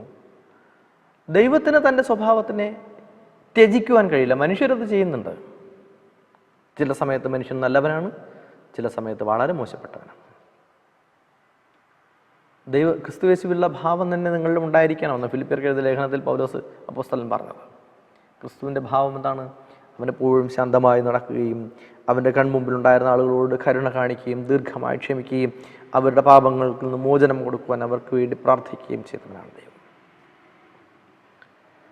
കർത്താവായ യേശു ക്രിസ്തുവിൻ്റെ ആ സ്വഭാവം നമ്മുടെ ഓരോരുത്തരിലും ഉണ്ടാവണം. അവനുള്ള വിശ്വസ്തത നാം എപ്പോഴും കാണിക്കണം. തീത്തോസിൻ്റെ ലേഖനം 1:2 വാക്യം എന്താ പറയുന്നത്? ഭോഷ്കില്ലാത്ത ദൈവം സകല കാലത്തിനും മുമ്പേ വാഗ്ദത്തം ചെയ്ത നിത്യജീവൻ്റെ പ്രത്യാശ നമുക്കെല്ലാവർക്കും നൽകിയിരിക്കുന്നു. ആരാണ്? ഭോഷ്കില്ലാത്ത ദൈവം. അവനിൽ കപടമില്ല, അവനിൽ കള്ളമില്ല. ദൈവത്തിന് തന്നെ നിഷേധിക്കാനാവില്ല. അവൻ ഒരിക്കലും കള്ളം പറയുന്നില്ല. തൻ്റെ വാഗ്ദത്തങ്ങൾ ലംഘിക്കാൻ ആവുന്നതല്ല. ബൈബിളിലെ ദൈവം ക്രൂശിൽ നമുക്ക് വേണ്ടി സ്വയം ഏൽപ്പിച്ചു കൊടുത്ത അതേ ദൈവം തന്നെയാണ് എന്നതിൽ നമുക്ക് ആത്മവിശ്വാസത്തോടെ ഇരിക്കുവാൻ കഴിയും എന്ന് ലേഖകൻ നമ്മെ ഓർപ്പിക്കുന്നു. നമുക്ക് ഇവിടെ ഒരു വലിയ ചോദ്യം നമ്മോട് ചോദിക്കുന്നുണ്ട്. നിങ്ങളുടെ ജീവിതത്തിൽ സംഗതികൾ യഥാർത്ഥത്തിൽ വഷളായിക്കൊണ്ടിരിക്കുമ്പോൾ ദൈവത്തിൻ്റെ നന്മയിൽ നമുക്ക് ആശ്രയിക്കുവാൻ എങ്ങനെ പഠിക്കുവാൻ കഴിയും? അവൻ്റെ നന്മയിൽ ആശ്രയിക്കുവാൻ പഠിക്കുന്നതിന് ദൈവത്തിൻ്റെ ക്രൂശിലെ ചിത്രം എങ്ങനെ സഹായിക്കുന്നു? അവൻ നമ്മോട് വാഗ്ദത്തം കൊണ്ട് വിശ്വസ്തത പാലിച്ചു. ആര്? യഹോവയായ ദൈവം നമ്മളെ ആരും നഷ്ടപ്പെട്ടു പോകാതിരിക്കാൻ തൻ്റെ ഏകജാതനായ പുത്രനിൽ വിശ്വസിക്കുന്ന ഏവനും ആരും നശിച്ചു പോകാതെ എല്ലാവരും നിത്യജീവൻ പ്രാപിക്കേണ്ടതിന് ദൈവം അവനെ നൽകുവാൻ തക്കവണ്ണം ലോകത്തെ സ്നേഹിച്ചു. അവൻ സ്നേഹം കൊണ്ട് തൻ്റെ മാറ്റമില്ലാത്ത സ്വഭാവം, അവനിലെ പ്രകടമായ ഭാവം എന്തു തന്നെയാണ്? സ്നേഹം. അവൻ പ്രപഞ്ചത്തിൽ മനുഷ്യനെ സൃഷ്ടിക്കുമ്പോൾ അവൻ തൻ്റെ ശ്വാസം അവനിലൂതി തൻ്റെ ആത്മാവിൻ്റെ അവനുള്ളിലേക്ക് പകർന്ന് തൻ്റെ രൂപവും ഭാവവും നൽകി മനുഷ്യനെ ദൈവം സൃഷ്ടിക്കുമ്പോൾ ഏറ്റവും വലിയ സ്നേഹം അവൻ അവിടെ പ്രകടമാക്കുകയുണ്ടായി. മനുഷ്യർക്ക് അധിവസിക്കുവാൻ വേണ്ടി ഒരു ആവാസം ആദ്യമേ ഒരുക്കിയ ശേഷമാണ് മനുഷ്യനെ ദൈവം അവിടെ ഉണ്ടാക്കുന്നത്. നോക്കൂ, മനുഷ്യൻ ഏകനായിരിക്കുന്നത് നന്നല്ല എന്ന് കണ്ടിട്ട് അവന് ഗാഠനിദ്ര വരുത്തി അവനിൽ നിന്ന് അവന് ഇണയെ ഉണ്ടാക്കി കൊടുത്തവനാണ്. ഇണയായും തുണയായും ഒരുവളെ ഉണ്ടാക്കി കൊടുത്തവനാണ് ദൈവം. അവനിലൊരിക്കലും സ്നേഹമില്ല എന്ന് പറയുവാൻ തക്കവണ്ണം സാധിക്കുമോ? അവൻ്റെ സന്തതി പരമ്പരകളെ, വാഗ്ദത്തങ്ങളുടെ അവകാശികളെ സ്നേഹിച്ചവനാണ് ദൈവം. അവർക്കെതിരായി പോരാട്ടം നയിച്ചവരെ നശിപ്പിച്ചവനുമാണ് ദൈവം. നോക്കൂ, നാം ജീവിക്കുന്ന ഈ അന്ത്യകാലഘട്ടത്തിൽ നാം വെളിപ്പാട് പുസ്തകത്തിൽ പ്രവചന ഭാഗം പഠിക്കുമ്പോൾ പ്രതിയോഗിയായ പിശാച് അലറുന്ന സിംഹം എന്ന പോലെ ആരെ വിഴുങ്ങേണ്ടു എന്ന് ചിന്തിച്ചുകൊണ്ട് ലോകമെമ്പാടും ഊടാടി നടക്കുകയാണ്. അവൻ യുദ്ധം ചെയ്യാൻ വേണ്ടി കടൽ തീരത്തെ മണൽത്തരിമേൽ നിന്നു എന്നാണ് വേദപുസ്തകം. ആ മണൽത്തരി എന്ന് ഞാൻ പറഞ്ഞ നേരത്തെ പറഞ്ഞ വാഗ്ദത്ത സന്തതിയാണ്. പ്രിയമുള്ളവരെ, നാം എല്ലാവരും ആ വാഗ്ദത്തം പ്രാപിച്ചവരാണ്. ഏത് വാഗ്ദത്തത്തെ? ദൈവത്തിൻ്റെ വാഗ്ദത്തം. ക്രിസ്തു യേശുവിലൂടെ അവൻ നമ്മിൽ നടപ്പിലാക്കിയതായ ദൈവസ്നേഹത്തിൻ്റെ വാഗ്ദത്തം അനുഭവിച്ചവരാണ്. അതുകൊണ്ട് തന്നെ ദൈവത്തിൻ്റെ സ്വഭാവത്തിന് യാതൊരു മാറ്റവും ഇല്ല. മനുഷ്യരുടെ സ്വഭാവമാണ് മാറിക്കൊണ്ടിരിക്കുന്നത്. അതുകൊണ്ട് തൻ്റെ സൃഷ്ടികളോട് അവൻ പറയുന്നതും അവനോടുള്ള ബന്ധത്തിലാണ് പ്രവേശിക്കുന്നത്. നമ്മുടെ ബന്ധം it should be always with God. ദൈവത്തോടായിരിക്കണം നമ്മുടെ ബന്ധം. വിഗ്രഹങ്ങളെ ആരാധിക്കാൻ പോകുന്നതല്ല നമ്മുടെ ബന്ധം. അന്ധവിശ്വാസത്തിലേക്കും ആഭിചാരങ്ങളിലേക്കും പോകുന്നതല്ല നമുക്ക് ദൈവത്തോടുള്ള ബന്ധം. നമ്മുടെ ബന്ധം കർത്താവായ യേശു ക്രിസ്തുവിൽ മാത്രം ആയിരിക്കണം, അവൻ്റെ സ്നേഹത്തിൽ മാത്രമായിരിക്കണം, അവൻ്റെ വചനത്തിൽ ആയിരിക്കണം എന്നാണ് ഈ ഭാഗവും നമ്മെ പഠിപ്പിക്കുന്നത്.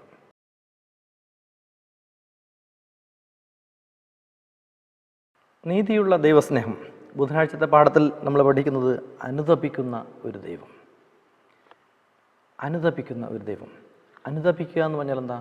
എന്തെങ്കിലും തെറ്റ് ചെയ്തിട്ട് പശ്ചാത്താപമുണ്ടോ? ദൈവത്തിന് പശ്ചാത്തപിക്കേണ്ട കാര്യമുണ്ടോ? അല്ലെങ്കിൽ അത്തരത്തിലുള്ള ഒരു അനുതാപ ഹൃദയം ദൈവത്തിന് എന്തുകൊണ്ട് ഉണ്ടാകണം? ദൈവത്തിന് അനുതപിക്കുവാൻ കഴിയുമോ? അങ്ങനെയെങ്കിൽ എന്താണ് അത് അർത്ഥമാക്കുന്നത്? അങ്ങനെ ഒരു കുറ്റബോധം ദൈവത്തിന് ഉണ്ടാകേണ്ട കാര്യം എന്താണ്? ദൈവത്തിൻ്റെ സ്വഭാവം ഒരിക്കലും മാറുകയില്ല എന്ന് നമ്മൾ പഠിച്ചു. അവൻ്റെ സ്നേഹം ഒരിക്കലും മാറുകയില്ല എന്ന് നമ്മൾ പഠിച്ചു. അവൻ്റെ വാഗ്ദത്തങ്ങൾ ഒരിക്കലും മാറുകയില്ല എന്ന് നമ്മൾ പഠിച്ചു. അനുതപിക്കുന്നവൻ ആകുന്നത് എങ്ങനെയാണ്? അവനൊരു തെറ്റ് ചെയ്തു എന്ന തിരിച്ചറിവ് അവനിൽ എങ്ങനെയാണ് വരുന്നത്? അല്ലെ, പല ഘട്ടങ്ങളിൽ ദൈവം അത് അനുതപിച്ചു. മനുഷ്യനെ സൃഷ്ടിക്കുക കൊണ്ടും ദൈവം അനുതപിച്ചിട്ടുണ്ട്.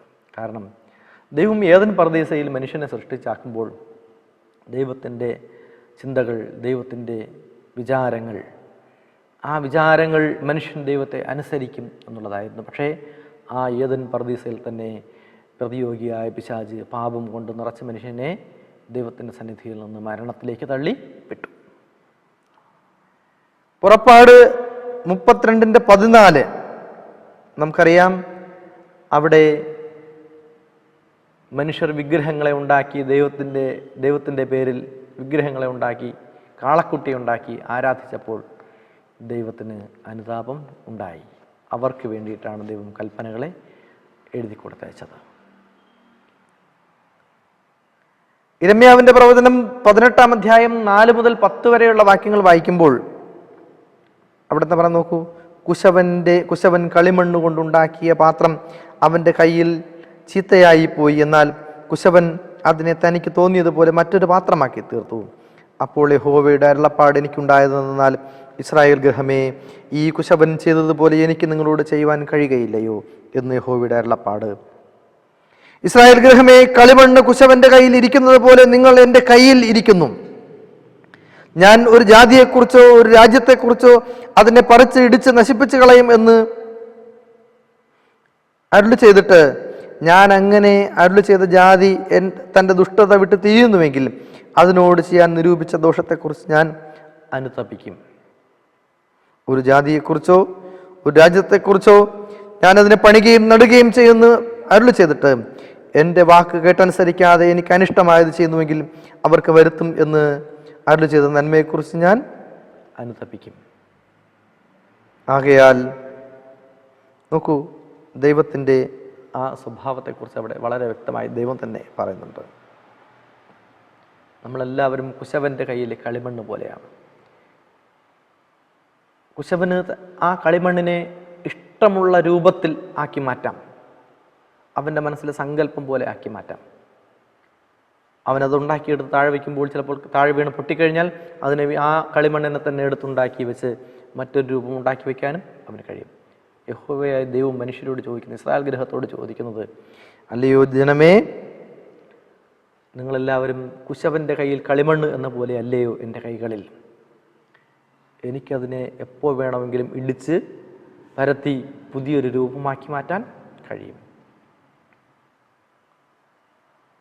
ദൈവം പറയുന്നുണ്ട്, ഞാനൊരു ജാതിയെക്കുറിച്ചോ ഒരു രാജ്യത്തെക്കുറിച്ചോ അതിനെ പറിച്ച് ഇടിച്ച് നശിപ്പിച്ച് കളയും എന്ന് അരുളി ചെയ്തിട്ട്, ഞാൻ അങ്ങനെ അരുളി ചെയ്ത ജാതി തങ്ങളുടെ ദുഷ്ടതയൊക്കെയും വിട്ടുതിരിഞ്ഞ് ദൈവത്തിങ്കിലേക്ക് വരികയാണെങ്കിൽ, എൻ്റെ അരികിലേക്ക് കടന്നു വരികയാണെങ്കിൽ അവരോട് ഞാൻ ഇങ്ങനെ ചെയ്യും എന്ന് ദൈവം ചിന്തിച്ച ആ ചിന്തയെക്കുറിച്ച് ആലോചിച്ച് അവൻ അനുതപിക്കും എന്നാണ് പറയുന്നത്. അങ്ങനെ ചെയ്യാൻ പാടില്ല. അവരെന്ത് ചെയ്തു? അവർ മടങ്ങി വന്നു. അതുകൊണ്ട് അങ്ങനെ ഞാൻ ചിന്തിച്ചത് തെറ്റാണ് എന്ന് ദൈവം. നമുക്കറിയാം, യോന എന്ന പ്രവാചകൻ നിനവെ പട്ടണത്തിലേക്ക് പോയ ചരിത്രം നമ്മൾ പഠിച്ചിട്ടുണ്ട്. ഒരു കഥ പോലെ നമ്മളെല്ലാവരുടെയും മനസ്സിലേക്കുള്ളതാണ്. നിനവെ പട്ടണത്തിൽ ചെന്ന് അവിടെയൊക്കെയും ദൈവം ഈ ദേശത്തെ നശിപ്പിക്കാൻ പോകുന്നുവെന്ന് വളരെയധികം വലിയ പ്രഘോഷണം ചെയ്ത ശേഷം ഒരു വലിയ കുന്നിൻ്റെ മുകളിൽ കയറി ഒരു ചുരച്ചെടിയുടെ താഴെ യോന കാത്തിരുന്നു, ദൈവം അഗ്നി കൊണ്ട് ആ ദേശത്തെ നശിപ്പിക്കുന്ന കാഴ്ച കാണാൻ. പക്ഷേ ആ ജനം എന്താ ചെയ്തത്? ആ ജനത്തിലെ രാജാവ് ഉൾപ്പെടെ സകല ജനവും ഉൾപ്പെടെ സകലരും രട്ടെടുത്ത് വെണ്ണീറിലിരുന്ന് അവർ അവരുടെ ദൈവത്തോട് അനുതാപത്തോടു കൂടെ പ്രാർത്ഥിച്ചു. അവരെ നശിപ്പിക്കുമെന്ന് പറഞ്ഞ ദൈവം അവരെ നശിപ്പിച്ചില്ല. അവരുടെ അനുതാപ ഹൃദയത്തിനെ കണ്ട് മനസ്സലിഞ്ഞ് അവരെ സ്നേഹിച്ചവനാണ് ദൈവം. ഇനി എൻ്റെ വാക്ക് കേട്ടനുസരിക്കാതെ എനിക്ക് അനിഷ്ടമായത് ചെയ്യുന്നുവെങ്കിൽ അവർക്ക് ഞാൻ വരുത്തും എന്ന് അരുളി ചെയ്ത നന്മയെക്കുറിച്ച് ഞാൻ അനുതപിക്കും. നോക്കൂ, ദൈവം നമുക്ക് ഒരുപാട് നന്മകൾ തരാമെന്ന് വാഗ്ദത്തം ചെയ്തിട്ടുണ്ട്. പക്ഷെ അവൻ്റെ വാക്ക് കേട്ട് അനുസരിക്കുന്നില്ല. അവന് അനിഷ്ടമായതാണ് ചെയ്തുകൊണ്ടിരിക്കുന്നത്. അങ്ങനെയെങ്കിൽ നമുക്ക് തരാമെന്ന് ദൈവം ചെയ്ത വാഗ്ദത്തങ്ങളെക്കുറിച്ച് ഓർത്ത്, ഇവനാണോ ഞാനിത് കൊടുക്കാൻ വേണ്ടി വെച്ചിരുന്നത് എന്ന് കരുതി അവൻ അനുതപിക്കും. ഈ ഒരു കാഴ്ചപ്പാടാണ്, ഈ ഒരു ഡൈവേർഷനാണ്, വൈവിധ്യമാണ് ദൈവത്തിൻ്റെ സ്വഭാവത്തിലെ ആ ഒരു അനുതാപം എന്ന് പറയുന്നത്. പല ഘട്ടങ്ങളിൽ ദൈവം അത്തരത്തിൽ അനുതപിച്ചിട്ടുണ്ട്. വേദപുസ്തകത്തിൽ പല ഘട്ടങ്ങളിൽ അത് പറയുന്നുണ്ട്. എങ്കിൽ തന്നെയും ദൈവത്തിൻ്റെ സ്നേഹം, ദൈവം മനസ്സ് അലിയുന്നതും ദൈവം മനസ്സ് കഠിനമാക്കുന്നതും ആണ് ഈ ഒരു വൈരുദ്ധ്യം എന്ന് പറയുന്നത്. നമുക്ക് വേദപുസ്തകത്തിൽ മറ്റ് ചില വാക്യങ്ങൾ കൂടെ വായിക്കാൻ തന്നിട്ടുണ്ട്. സംഖ്യാപുസ്തകം 23-ാം അധ്യായത്തിൻ്റെ 19-ാമത്തെ വാക്യത്തിൽ എന്താ പറയുന്നത് നോക്കൂ. 23-19 പറയുന്നത്, വ്യാജം പറയുവാൻ ദൈവം മനുഷ്യൻ അല്ല, അനുതപിക്കാൻ അവൻ മനുഷ്യപുത്രനുമല്ല. താൻ കൽപ്പിച്ചത് ചെയ്യാതിരിക്കുമോ? താൻ അരുളി ചെയ്തത് നിവർത്തിക്കാതിരിക്കുമോ? അനുഗ്രഹിപ്പാൻ എനിക്ക് കൽപ്പന ലഭിച്ചിരിക്കുന്നു, അവൻ അനുഗ്രഹിച്ചുമിരിക്കുന്നു, എനിക്ക് അത് മറിച്ചുകൂടാ. നോക്കൂ, വ്യാജം പറയുവാൻ ദൈവം ആരല്ല? മനുഷ്യനല്ല. വാക്ക് മാറ്റാൻ, കള്ളം പറയാൻ ദൈവം മനുഷ്യനല്ല, മനുഷ്യനാണ് കള്ളം പറയുന്നത്. അനുതപിക്കുവാൻ അവൻ മനുഷ്യപുത്രനുമല്ല. മനുഷ്യരാണ് എന്ത് ചെയ്യുന്നത്? തെറ്റ് ചെയ്തിട്ട് ദുഃഖത്തോടു കൂടി ദൈവത്തിൻ്റെ സന്നിധിയിലേക്ക് മടങ്ങും. ദൈവത്തിന് അങ്ങനെ ഒരു തെറ്റ് താൻ ചെയ്തു എന്ന് പലപ്പോഴും ഞാൻ പറഞ്ഞല്ലോ. ഈ വേദപുസ്തകം പറയുന്ന ഭാഗം എന്താണ്? യഹോവയായ ദൈവം തന്നെയുള്ള അരുളി ചെയ്യുന്നത്, ഇങ്ങനെയൊക്കെ ഞാൻ അവനോട് ചെയ്യും എന്ന് ചിന്തിച്ചു പോയല്ലോ എന്ന് ദൈവം ചിന്തിച്ചിട്ടുണ്ട്. ഇവനാണോ ഞാൻ അനുഗ്രഹം കൊടുക്കാൻ വെച്ചിരുന്നതെന്നും ആലോചിച്ച് ദൈവം ചിന്തിച്ചു പോയിട്ടുണ്ട്. അത്തരം ചിന്തകൾ ദൈവത്തിൽ നിന്നുണ്ടായതല്ലാതെ അത് അനുതപിക്കുക എന്ന ഒരു തെറ്റ് ചെയ്തിട്ട് കുറ്റമേറ്റ് പറഞ്ഞ് അനുതപിക്കുക എന്നൊരു ഭാവത്തിലേക്ക് ഇരിക്കും. കാരണം ദൈവം ആരും എന്ത് ചെയ്യുന്നല്ല, ദൈവം കള്ളം പറയുന്നവൻ അല്ല, അവൻ കൽപ്പിച്ചത് അതുപോലെ പ്രവർത്തിക്കുന്നവനാണ്. നമുക്ക് യാക്കോബിൻ്റെ അനുഗ്രഹം തരുമെന്ന് വാഗ്ദത്തം ചെയ്തിട്ടുണ്ടെങ്കിൽ തീർച്ചയായിട്ടും നമ്മുടെ ജീവിതത്തിൽ ദേശത്തിൻ്റെ ഉന്നതങ്ങളിൽ വാഹനമേറ്റി ഓടുമാറാക്കുമെന്ന അനുഗ്രഹം നിവർത്തിച്ചിരിക്കും, യാതൊരു സംശയമില്ല, അനുഭവ സാക്ഷ്യമാണ്. പ്രിയമുള്ളവരെ, ദൈവത്തിൻ്റെ സന്നിധിയിലേക്ക് കടന്നു ചെല്ലുക.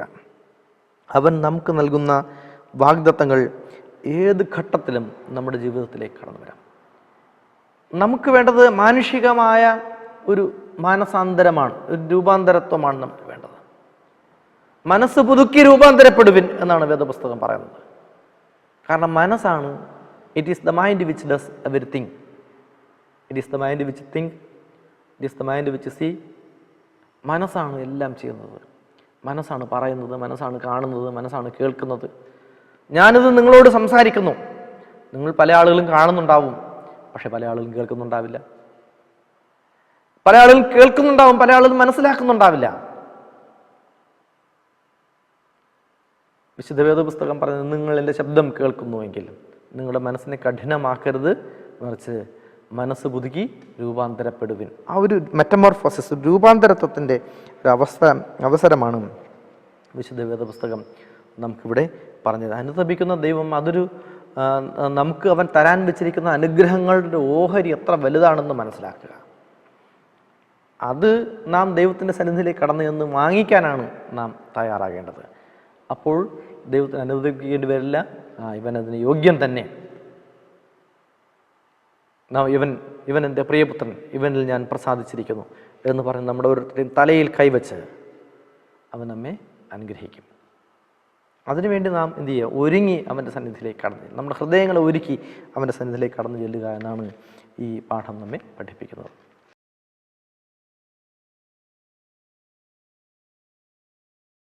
നാം വ്യാഴാഴ്ചത്തെ പാഠത്തേക്ക് വരുന്നു. കഴിഞ്ഞ പാഠത്തിൻ്റെ ഒരു തുടർച്ചയാണ് നമുക്കിവിടെ കാണാൻ കഴിയുന്നത്. നാം സ്വയം അവിടെ പറഞ്ഞ് നമ്മൾ അവസാനിപ്പിച്ചത് തന്നെ, നാം സ്വയം ഒരുങ്ങി തയ്യാറെടുത്ത് എന്ത് ചെയ്യുക? നമ്മെ തന്നെ ശുദ്ധീകരിച്ച്, നമ്മെ തന്നെ വിശുദ്ധീകരിച്ചുകൊണ്ട് ദൈവത്തിൻ്റെ സന്നിധിയിലേക്ക് കടന്നു ചെല്ലുക എന്നതാണ്. നമ്മളെ തന്നെ ശുദ്ധീകരിക്കുക എന്ന് പറയുമ്പോൾ നമ്മൾ കുളിച്ച് വൃത്തിയായി പുതിയ ഉടുപ്പൊക്കെ ഇട്ട് പൗഡറൊക്കെ ഇട്ട് അണിഞ്ഞൊരുങ്ങി ദൈവത്തിൻ്റെ സന്നിധിയിൽ ചെല്ലുക എന്നുള്ളതല്ല. നാം നമ്മെ തന്നെ കഴുകണം, നമ്മുടെ മനസ്സിനെ കഴുകണം. മലയാളത്തിൽ പ്രശസ്തനായ ഒരു കവിയുണ്ട്, കുഞ്ഞുണ്ണി മാഷ് എന്നാണ്. കുഞ്ഞുണ്ണി മാഷ് മരിച്ചുപോയി. കുഞ്ഞുണ്ണി മാഷ് പറഞ്ഞിട്ടുണ്ട്, നമ്മൾ നന്നാവാൻ എന്ത് നല്ലു, നല്ലൊരു ചൂല് മനസ്സിൽ നല്ലു എന്നാണ്. നമ്മൾ നന്നാവണമെന്നുണ്ടെങ്കിൽ നമ്മുടെ മനസ്സിൽ എന്ത് ചെയ്താൽ മതി? നല്ലൊരു ചൂല് വെച്ചിരുന്നാൽ മതി. എന്തിനായി ചൂല് ഉപയോഗിക്കുന്നത്? ഒരുപാട് മാറാലകൾ, ഒരുപാട് അഴുക്കുകൾ, ഒരുപാട് ചവറുകൾ നമ്മുടെ മനസ്സിനകത്ത് അവിടെ ആയിട്ട് കിടപ്പുണ്ട്. അതിനെടുക്കുക, ചൂലെടുക്കുക, ഈ മാറാലകളെയൊക്കെ അടിച്ചു മാറ്റുക, ആ മുറിയൊക്കെ ഒന്ന് വൃത്തിയാക്കി വയ്ക്കുക. നമ്മുടെ ചിന്തകൾ, നമ്മുടെ നല്ല ചിന്തകൾ, നമ്മൾ തന്നെ ശുദ്ധീകരിക്കുക എന്ന് പറഞ്ഞു കഴിഞ്ഞാൽ മനസ്സ് പുതുക്കി രൂപാന്തരപ്പെടുവിൻ എന്നാണ്. നമ്മുടെ മനസ്സിനെ പുതുക്കുക, മനസ്സിനെയാണ് നമ്മൾ കഴുകേണ്ടത്. നമ്മുടെ ചിന്തകളെയാണ് നമ്മൾ വിശുദ്ധീകരിക്കേണ്ടത്. ചിന്തകൾ വിശുദ്ധീകരിക്കുമ്പോൾ സ്വാഭാവികമായും നമ്മുടെ പ്രവൃത്തികളും അത്തരത്തിലുള്ളതാകും. മറ്റുള്ളവരോടുള്ള നമ്മുടെ ചിന്ത, മറ്റുള്ളവരോടുള്ള നമ്മുടെ അനുകമ്പ, മറ്റുള്ളവരോടുള്ള നമ്മുടെ പെരുമാറ്റം, അതിനൊക്കെയാണ് എപ്പോഴും മാർക്ക് കിട്ടുക. നമ്മളൊരു വലിയ പരീക്ഷ എഴുതുകയാണ്. വിശുദ്ധ വേദപുസ്തകത്തിൽ പറയുന്നത്, ആവർത്തന പുസ്തകം 7:9 ഇങ്ങനെയാണ് പറയുന്നത്: ആകയാൽ നിന്റെ ദൈവമായ യഹോവ തന്നെ ദൈവം, അവൻ തന്നെ സത്യദൈവം എന്ന് നീ അറിയണം. തന്നെ സ്നേഹിച്ച് തൻ്റെ കൽപ്പനകളെ പ്രമാണിക്കുന്നവർക്ക് 1000 തലമുറ വരെയും നിയമവും ദയവും പാലിക്കുന്നുവെന്ന് പറയുന്നു. ദൈവത്തിൻ്റെ നന്മയുടെ സ്വഭാവം, സ്നേഹം എന്നിവ യേശു ക്രൂശിൽ പരമായി പ്രകടമാക്കിയിട്ടുണ്ട്. നോക്കൂ, 1000 തലമുറ വരെ അവൻ്റെ സ്നേഹം, നമ്മുടെ ആയിരങ്ങൾക്ക് അവൻ തൻ്റെ സ്നേഹം വാരിക്കോരി കൊടുക്കുന്നുണ്ട്. തലമുറയോളം അവൻ വിശ്വസ്തനാകുന്നു. ആ വിശ്വസ്തതയുടെ അനുഗ്രഹം പ്രാപിക്കുവാനാണ് നമ്മെ എല്ലാവരെയും ക്ഷണിക്കുന്നത്. യഹോവ നല്ലവനല്ലോ, അവൻ്റെ ദയ എന്നേക്കുമുള്ളത്, അവൻ്റെ വിശ്വസ്തത തലമുറയായി ഇരിക്കുന്നുവെന്ന് സങ്കീർത്തനക്കാരൻ്റെ 89-ാം സങ്കീർത്തനത്തിൻ്റെ 2-ാമത്തെ വാക്യത്തിൽ നമ്മോട് പറയുന്നുണ്ട്. നമുക്ക് വായിക്കാൻ വേണ്ടി 1-2 ഭാഗം കൂടെ തന്നിട്ടുണ്ട്. മത്തായി എഴുതിയ സുവിശേഷം 5-ാം അധ്യായത്തിൻ്റെ 43 മുതൽ 48 വരെയുള്ള വാക്യം വായിക്കുമ്പോൾ, കൂട്ടുകാരനെ സ്നേഹിക്കായെന്നും ശത്രുവിനെ പകയ്ക്കായെന്നും അരുളി ചെയ്ത് നിങ്ങൾ കേട്ടിട്ടുണ്ടല്ലോ. ഞാനോ നിങ്ങളോട് പറയുന്നത്, നിങ്ങളുടെ ശത്രുക്കളെ സ്നേഹിപ്പിൻ, നിങ്ങളെ ഉപദ്രവിക്കുന്നവർക്ക് വേണ്ടി പ്രാർത്ഥിപ്പിൻ. സ്വർഗസ്ഥനായ നിങ്ങളുടെ പിതാവിന് പുത്രന്മാരായി തീരേണ്ടതിന് തന്നെ അവൻ ദുഷ്ടന്മാരുടെ മേലും നല്ലവരുടെ മേലും തൻ്റെ സൂര്യനെ ഉദിപ്പിക്കുകയും നീതിമാന്മാരുടെ മേലും നീതികെട്ടവരുടെ മേലും മഴ പെയ്യുകയും ചെയ്യുന്നുവല്ലോ. നിങ്ങളെ സ്നേഹിക്കുന്നവരെ സ്നേഹിച്ചാൽ നിങ്ങൾക്ക് എന്ത് പ്രതിഫലം? ചുങ്കക്കാരും അങ്ങനെ തന്നെ ചെയ്യുന്നുവല്ലോ. സഹോദരന്മാരെ മാത്രം വന്ദനം ചെയ്താൽ നിങ്ങൾക്ക് എന്ത് വിശേഷം ചെയ്യുന്നു? ജാതികളും അങ്ങനെ ചെയ്യുന്നുവല്ലോ. ആകയാൽ നിങ്ങളുടെ സ്വർഗീയ പിതാവ് സൽഗുണപൂർണനും ആയിരിക്കുന്നത് പോലെ നിങ്ങളും സൽഗുണപൂർണർ ആകുവിൻ. വലിയ സ്റ്റേറ്റ്മെന്റ് ആണ്. ഒറ്റ വാക്യത്തിന് സ്ട്രെച്ച് ചെയ്ത് പല വാക്യങ്ങളായിട്ട് ഇങ്ങനെ പറഞ്ഞിരിക്കുന്നത്. കൂട്ടുകാരനെ സ്നേഹിക്കുക എന്നും ശത്രുവിനെ പകയ്ക്കുക എന്നും അത് സ്വാഭാവികമാണ്, അല്ലേ? വിശുദ്ധ വേദപുസ്തകത്തിൽ കർത്താവായ യേശുക്രിസ്തു പറയുന്നത് എന്താണ്? നിന്നെപ്പോലെ നിന്റെ അയൽക്കാരനെയും സ്നേഹിക്കുക. എത്രത്തോളം നീ നിന്നെ സ്നേഹിക്കുന്നുവോ അത്രത്തോളം നീ മറ്റുള്ളവരെ സ്നേഹിക്കണം. അയൽക്കാരെന്ന് പറയുമ്പോൾ എൻ്റെ ഇടവും വലവും മുമ്പും പിറകെ നിൽക്കുന്ന എല്ലാവരും എൻ്റെ അയൽക്കാരാണ്. എൻ്റെ വീടിൻ്റെ അപ്പുറത്ത് താമസിക്കുന്നവർ മാത്രമല്ല, എല്ലാവരും എൻ്റെ അയൽക്കാരാണ്. ആരുമില്ലാത്തൊരു പ്രദേശത്ത് നമ്മൾ ഒറ്റയ്ക്ക് ജീവിക്കേണ്ടി വന്നൊരു അവസ്ഥ ആലോചിച്ച് നോക്കൂ. അങ്ങനെ നമുക്ക് പറ്റൂ? ശ്വാസം മുട്ടിപ്പോവും. കരയിൽ പിടിച്ചിട്ട മീനിനെ പോലെ ആകും. ഒന്ന് വർത്തമാനം പറയാൻ ആരുമില്ല, ഒന്ന് സഹകരിക്കാൻ ആരുമില്ല, ഒരു അത്യാവശ്യത്തിന് ഓടി വരാൻ ആരുമില്ല. നമുക്കങ്ങനെ ജീവിക്കാൻ പറ്റുമോ? നമ്മൾ ഈ ഹിസ്റ്ററി പഠിക്കുന്ന സമയത്ത് പറയുന്നുണ്ട്, man is A social animal. മനുഷ്യൻ ഒരു സാമൂഹ്യ ജീവിയാണ്. ആ ഒരു സാമൂഹ്യ ജീവനത്തെക്കുറിച്ച് പഠിപ്പിച്ചത് ദൈവമാണ്. എന്താണ്? പരസ്പരം സ്നേഹിക്കുക. സ്നേഹത്തിൻ്റെ ഒരു പാരസ്പര്യം അവൻ പറയുന്നുണ്ട്. അതുകൊണ്ട് കർത്താവ് യേശുക്രിസ്തു പറയുന്നത് എന്ത് ചെയ്യുക? നിങ്ങളോട് പറയുന്നത്, നിങ്ങളുടെ ശത്രുക്കളെ സ്നേഹിപ്പിൻ, നിങ്ങൾ ഉപദ്രവിക്കുന്നവർക്ക് വേണ്ടി നിങ്ങൾ എന്ത് ചെയ്യുക? നിങ്ങൾ പ്രാർത്ഥിക്കുവിൻ. നിങ്ങൾ ഉപദ്രവിക്കുന്നവർക്ക് വേണ്ടി നിങ്ങൾ പ്രാർത്ഥിക്കുവിൻ. പ്രതികാരം നിങ്ങൾക്കുള്ളത് അല്ല. അങ്ങനെ പ്രതികരിക്കണം, അങ്ങനെ പ്രതികാരം ചെയ്യണം എന്നൊരു സാഹചര്യമുണ്ടെങ്കിൽ ലെറ്റ് ഇറ്റ് ടു ഗോഡ്. ദൈവത്തിനത് വിട്ടുകൊടുക്കുക. പ്രതികാരം എനിക്കുള്ളത് എന്ന് യഹോവയായ ദൈവം അരുളി ചെയ്യുന്നു. വളരെ ക്ഷമയോടുകൂടെ വേണം നാം ദൈവത്തിൻ്റെ സന്നിധിയിലായിരിക്കുവാൻ. നാം എന്തുകൊണ്ടാണ്? അതിനുകൂടെ കാരണം പറയുന്നുണ്ട്.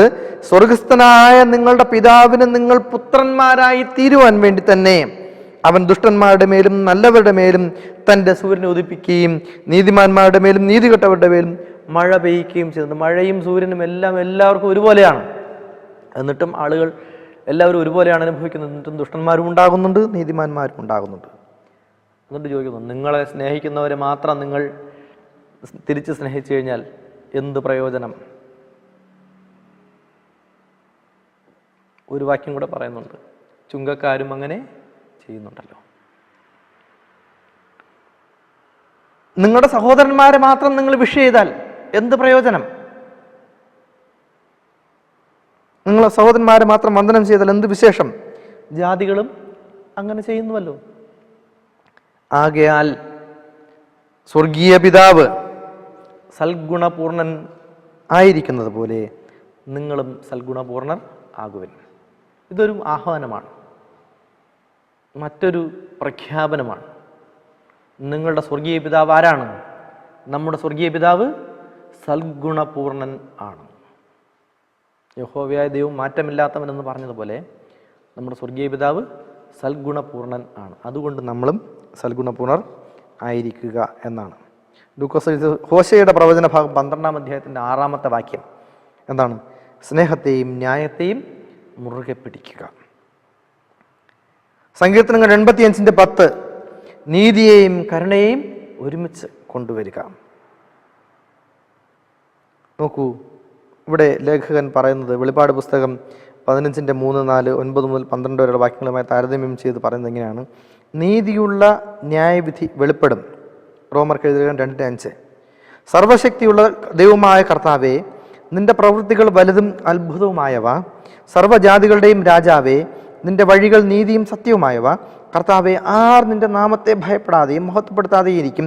നീയല്ലോ ഏക പരിശുദ്ധൻ. നിന്റെ ന്യായവിധികൾ വിളങ്ങി വന്നതിനാൽ സകല ജാതികളും വന്ന് തിരുസന്നിധിയിൽ നമസ്കരിക്കും. നാം ദൈവത്തിനെ പുകഴ്ത്തുകയും അവൻ്റെ നാമത്തിൽ പുകഴുകയും വേണം. അതാണ് സ്റ്റേറ്റ്മെൻറ്റ്. നാം ദൈവത്തിൻ്റെ നാമത്തെ എന്ത് ചെയ്യുക? പുകഴ്ത്തുക, ദൈവത്തെ പുകഴ്ത്തുക. മനുഷ്യരെ പുകഴ്ത്തിയോണ്ട് നമുക്ക് യാതൊന്നുമില്ല. ചില ആളുകൾ മനുഷ്യരെ പുകഴ്ത്തിയാണ് ഇവിടെ നേട്ടങ്ങൾ കൊയ്യുന്നത്. പക്ഷെ നമ്മുടെ നേട്ടം കൊയ്യേണ്ടത് സ്വർഗത്തിലാണ്. നാം ദൈവത്തിനെ പുകഴ്ത്തുകയും അവൻ്റെ നാമത്തിൽ നമ്മുടെ പേരെന്താണ്? എൻ്റെ പേര് സോണി എന്നാണ്. എൻ്റെ ഡിഗ്രിയൊക്കെ ചേർത്ത് ഡോക്ടർ സോണി എന്ന് പറയും. ചില ആളുകൾ എൻ്റെ കൂട്ടുകാരായിട്ടുള്ളവർ എന്നെ സ്നേഹത്തോടെ വിളിക്കും, ഇടാന്ന് വിളിക്കും. പല പേരുകൾ കൂട്ടുകാരൊക്കെ എന്നെ വിളിക്കാറുണ്ട്, ബന്ധുക്കൾ വിളിക്കാറുണ്ട്, സ്നേഹം കൊണ്ട് മക്കളെ മോനെ എന്നൊക്കെ വിളിക്കാറുണ്ട്. ഇതൊന്നുമല്ല. നമ്മുടെ പേര് ക്രിസ്ത്യാനി എന്ന് ഞാൻ പറയുമ്പോൾ, ക്രിസ്തുവിൻ്റെ അനുയായി എന്ന് ഞാൻ പറയുമ്പോൾ, എൻ്റെ ദൈവത്തിൻ്റെ നാമത്തിൽ മഹത്വീകരിക്കപ്പെടുന്ന ഒരു പേരാണ് എനിക്കെപ്പോഴും പുകഴ്ത്തൽ നേടിത്തരുന്നത്. അങ്ങനെ പുകഴുക. ദൈവനാമത്തിൽ നാം മഹത്വീകരിക്കപ്പെടണം, ദൈവനാമത്തിൽ നാം പുകഴ്ത്തപ്പെടണം, ദൈവനാമത്തിൽ നാം അനുഗ്രഹിക്കപ്പെടണം, ദൈവനാമത്തിൽ നാം അറിയപ്പെടണം. കാരണം നമ്മുടെ സ്വർഗീയ പിതാവ് സൽഗുണപൂർണൻ ആയിരിക്കുന്നത് പോലെ നമ്മളും അങ്ങനെ ആയിരിക്കുമ്പോൾ മാത്രമേ എൻ്റെ പേര് പുകഴ്ത്തപ്പെടുക. അല്ലെങ്കിൽ എന്നെപ്പറ്റി പലതും പറയും അല്ലേ? എൻ്റെ സ്വഭാവത്തിനെ അളക്കുന്ന ആളുകൾ എൻ്റെ മോശം സ്വഭാവം എവിടെയെങ്കിലും കണ്ടു കഴിയുമ്പോൾ അവൻ ഇങ്ങനത്തവനാണ് എന്ന് പറയും, അവൻ വൃത്തികെട്ടവനാണ് എന്ന് പറയും, അവൻ ഭയങ്കര ദേഷ്യക്കാരനാണ് എന്ന് പറയും, അല്ലെങ്കിൽ അവനെ അടുത്ത് ചെന്ന് നമുക്കൊന്നും സംസാരിക്കാൻ പറ്റില്ല എന്ന് പറയും, അവനെ നമുക്കൊന്നിനും ഉപയോഗമില്ല എന്ന് പറയും. പ്രിയമുള്ളവരെ, അപ്രകാരം ചിന്തിക്കുന്നവനാണ് അല്ല നമ്മുടെ ദൈവം. നമ്മുടെ ദൈവം നമ്മെ ഓരോ വിധത്തിലും നമ്മുടെ മാറ്റങ്ങളെ ഉൾക്കൊണ്ടുകൊണ്ട്, അതുകൊണ്ടാണ് നീ എൻ്റെ ദൈവമാകുന്നു എന്ന് നാം ഓരോരുത്തരും നമ്മുടെ നാവ് കൊണ്ട് ഏറ്റു പറയുകയും അവൻ്റെ നാമത്തെ സ്തോത്രമെന്ന യാഗത്തിലൂടെ പുകഴ്ത്തുകയും ചെയ്തുകൊണ്ട് വിശ്വസ്തയോടുകൂടെ അവൻ്റെ സന്നിധിയിൽ ആയിരിക്കണം. വിശ്വാസത്തോടുകൂടെ നാം അവൻ്റെ സന്നിധിയിലായിരിക്കണമെന്നാണ് ഈ ഭാഗം നമ്മെ പഠിപ്പിക്കുന്നത്. അവിടെ നാം എന്ത് ചെയ്യുക? സ്നേഹത്തിനെയും ദൈവസ്നേഹത്തിനെയും ദൈവത്തിൻ്റെ നീതിയെയും മുറുകെ പിടിക്കുക. പ്രിയമുള്ളവർ, നമ്മൾ ഈ പാഠത്തിൻ്റെ അവസാന ഭാഗത്തേക്ക് വരിക. നമ്മൾ ആരംഭിച്ചെടുത്ത് തന്നെ അവസാനിക്കുകയാണ്. ദൈവവചനം അവൻ്റെ സ്വഭാവത്തെ പ്രകടമാക്കുന്നു, വെളിപ്പെടുത്തുന്നു. Ellen G White God's love for man, മനുഷ്യന് വേണ്ടിയുള്ള ദൈവത്തിൻ്റെ സ്നേഹം എന്ന ഭാഗത്ത്, സ്റ്റെപ്സ് ടു ക്രൈസ്റ്റ് എന്ന പുസ്തകത്തിൻ്റെ ഈ ഭാഗത്ത് പറയുന്നത്, യഹോവയായ ദൈവം കരുണയും കൃപയും ദീർഘക്ഷമയും മഹാദയും വിശ്വസ്തതയും ഉള്ളവൻ, ആയിരത്തിന് ദയ പാലിക്കുന്നവൻ, അകൃത്യവും അതിക്രമവും പാപവും ക്ഷമിക്കുന്നവൻ, ആകാശത്തിലും ഭൂമിയിലുള്ള അസംഖ്യം ചിഹ്നങ്ങളാൽ ദൈവം നമ്മുടെ ഹൃദയങ്ങളെ അവനുമായി ബന്ധിപ്പിച്ചിരിക്കുന്നു. നോക്കൂ, ദൈവം മനുഷ്യനെ സൃഷ്ടിക്കുന്നതിന് മുമ്പ് he created the entire universe, സകല പ്രപഞ്ചത്തിനെയും അവൻ സൃഷ്ടിച്ചു. അവൻ വെളിച്ചത്തെ ഉണ്ടാക്കി, പകൽ വാഴുവാൻ സൂര്യനെ ഉണ്ടാക്കി, രാത്രി വാഴുവാൻ ചന്ദ്രനെ ഉണ്ടാക്കി, മൃഗജീവജാലങ്ങളെ ഉണ്ടാക്കി, കടലിലെ മത്സ്യങ്ങളെ ഉണ്ടാക്കി, മരങ്ങളെ ഉണ്ടാക്കി, സകല പ്രപഞ്ചത്തെയും ദൈവം ഉണ്ടാക്കി മനുഷ്യന് വേണ്ടി ഒരുക്കിയ ശേഷമാണ് അവൻ മനുഷ്യൻ്റെ സൃഷ്ടിയിലേക്ക് പ്രവേശിച്ചത്. കാരണം എന്താണെന്നറിയാമോ? ഈ എൽ ജി വൈറ്റ് ഇവിടെ പറയുന്ന അസംഖ്യം ചിഹ്നങ്ങൾ, ചിഹ്നം അടയാളങ്ങൾ, ആകാശത്തിലെ കോടാനുകോടി നക്ഷത്രങ്ങൾ, ഗോളങ്ങൾ, നമ്മുടെ കൺമുമ്പിലൂടെ പറക്കുന്ന വൈവിധ്യങ്ങളാർന്ന പക്ഷികൾ, നമ്മുടെ കൺമുമ്പിൽ വിടർന്നു നിൽക്കുന്ന വിവിധങ്ങളായ പൂക്കൾ, മരങ്ങൾ, നമ്മുടെ ചുറ്റുപാടും നമുക്ക് പരിചിതരും അപരിചിതരുമായി നമ്മുടെ മുന്നിലൂടെ കടന്നു പോകുന്ന വ്യത്യസ്തങ്ങളായ മുഖങ്ങൾ, സകലർക്കും ദൈവത്തിനെ പുകഴ്ത്താനുള്ള അവകാശം ഉണ്ട്. ഇവയെല്ലാം ദൈവത്തിനെ പുകഴ്ത്തുന്നും ഉണ്ട്. നമ്മൾ മാത്രമല്ല ദൈവത്തോട് പ്രാർത്ഥിക്കുന്നത്. അതെപ്പോഴും നമ്മൾ ഓർമ്മ വേണം. സകല പ്രപഞ്ചവും ദൈവത്തെ സ്തുതിക്കുന്നു. നാം അതിരാവിലെ എഴുന്നേറ്റ് ശാന്തമായി നിൽക്കുന്ന ഒരു പ്രകൃതിയിൽ നിന്നുകൊണ്ട് നാം ദൈവത്തോടൊന്ന് പ്രാർത്ഥിച്ചു. അന്നേരം നമ്മുടെ വളരെ കോൺസെൻട്രേഷൻ, വളരെ ശ്രദ്ധയോടുകൂടെ നമ്മുടെ ചെവികൾ കൂർപ്പിച്ച് നാം പ്രപഞ്ചത്തെ ഒന്ന് ശ്രദ്ധിച്ചാൽ അന്നേരം പക്ഷികൾ കൂവുന്നതും ഇലകൾ അനങ്ങുന്നതും കാറ്റടിക്കുന്നതും മരങ്ങൾ അനങ്ങുന്നതൊക്കെ ശബ്ദം നമുക്ക് കേൾക്കാൻ പറ്റും. എല്ലാ ജീവജാലങ്ങളും ദൈവത്തെ മഹത്വീകരിക്കുന്നു. ഇതൊക്കെ നമുക്ക് ദൃഷ്ടാന്തങ്ങളാണ്, അടയാളങ്ങളാണ്. ഈ അസംഖ്യം ചിഹ്നങ്ങൾ നമ്മുടെ മുമ്പിൽ വച്ചിരിക്കുന്നത് അവനുമായുള്ള നമ്മുടെ ബന്ധത്തെ ദൃഢപ്പെടുത്താൻ വേണ്ടിയിട്ടാണ്, അല്ലാതെ അവനിൽ നിന്ന് അകന്നു പോകാൻ വേണ്ടിയിട്ടല്ല. പ്രകൃതിയിലുള്ള വസ്തുക്കളിലൂടെ മനുഷ്യ മനസ്സിന് വേഗത്തിൽ മനസ്സിലാക്കാൻ കഴിയുന്ന സ്നേഹോഷ്മളമായ ലൗകിക ബന്ധങ്ങളിലൂടെയും ദൈവം സ്വയം നമുക്ക് വെളിപ്പെടുത്തുവാൻ ശ്രമിച്ചു. എന്നാൽ ഇവയൊക്കെ തൻ്റെ സ്നേഹത്തിൻ്റെ അപൂർണ പ്രതീകങ്ങളത്രേ. അതിനേക്കാൾ എല്ലാം ഇതൊക്കെ മനുഷ്യന് കാണുവാൻ വേണ്ടി ദൈവം ഉണ്ടാക്കിക്കൊടുത്ത കാര്യങ്ങളാണ്.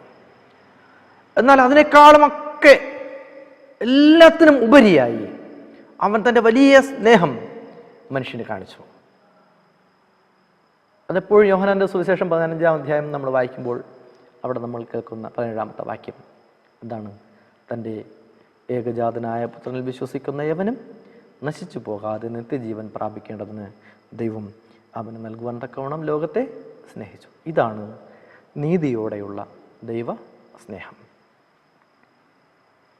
ഇതാണ് നീതിയോടുള്ള ദൈവത്തിൻ്റെ സ്നേഹം.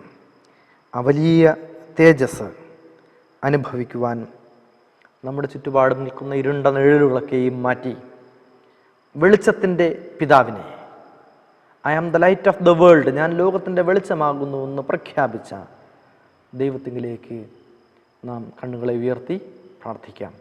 ഞാൻ എൻ്റെ കണ്ണ് പർവ്വതങ്ങളിലേക്ക് ഉയർത്തുന്നു, എനിക്ക് സഹായം എവിടെ നിന്ന് വരും? എൻ്റെ സഹായം ആകാശത്തെയും ഭൂമിയെയും ഉണ്ടാക്കിയ യഹോവയിൽ നിന്ന് വരുന്നുവെന്ന് ദാവീദ് മഹാരാജാവ് പ്രാർത്ഥിച്ചതുപോലെ നമുക്കും പ്രാർത്ഥിക്കാം. അനുഗ്രഹങ്ങൾ സ്വർഗത്തിൽ നിന്ന് വരുവാൻ സകല മനുഷ്യരെയും ഈ വചനം, ഇന്നത്തെ ഈ പാഠം, ഈ വചനം കേട്ട ലോകമെമ്പാടുമുള്ള സകല ക്രൈസ്തവ വിശ്വാസികളെയും സകല അഡ്വന്റിസ്റ്റ് വിശ്വാസികളെയും സകലരെയും ദൈവം അനുഗ്രഹിക്കുമാറാകട്ടെ എന്ന് പ്രാർത്ഥിച്ചുകൊണ്ട് ഈ വചന പഠനം അവസാനിപ്പിക്കുന്നു. ദൈവം നമ്മെ എല്ലാവരെയും കരുതുകയും കാത്തുസൂക്ഷിക്കുകയും ചെയ്യുമാറാകട്ടെ. ആമേൻ. നമുക്ക് പ്രാർത്ഥിക്കാം.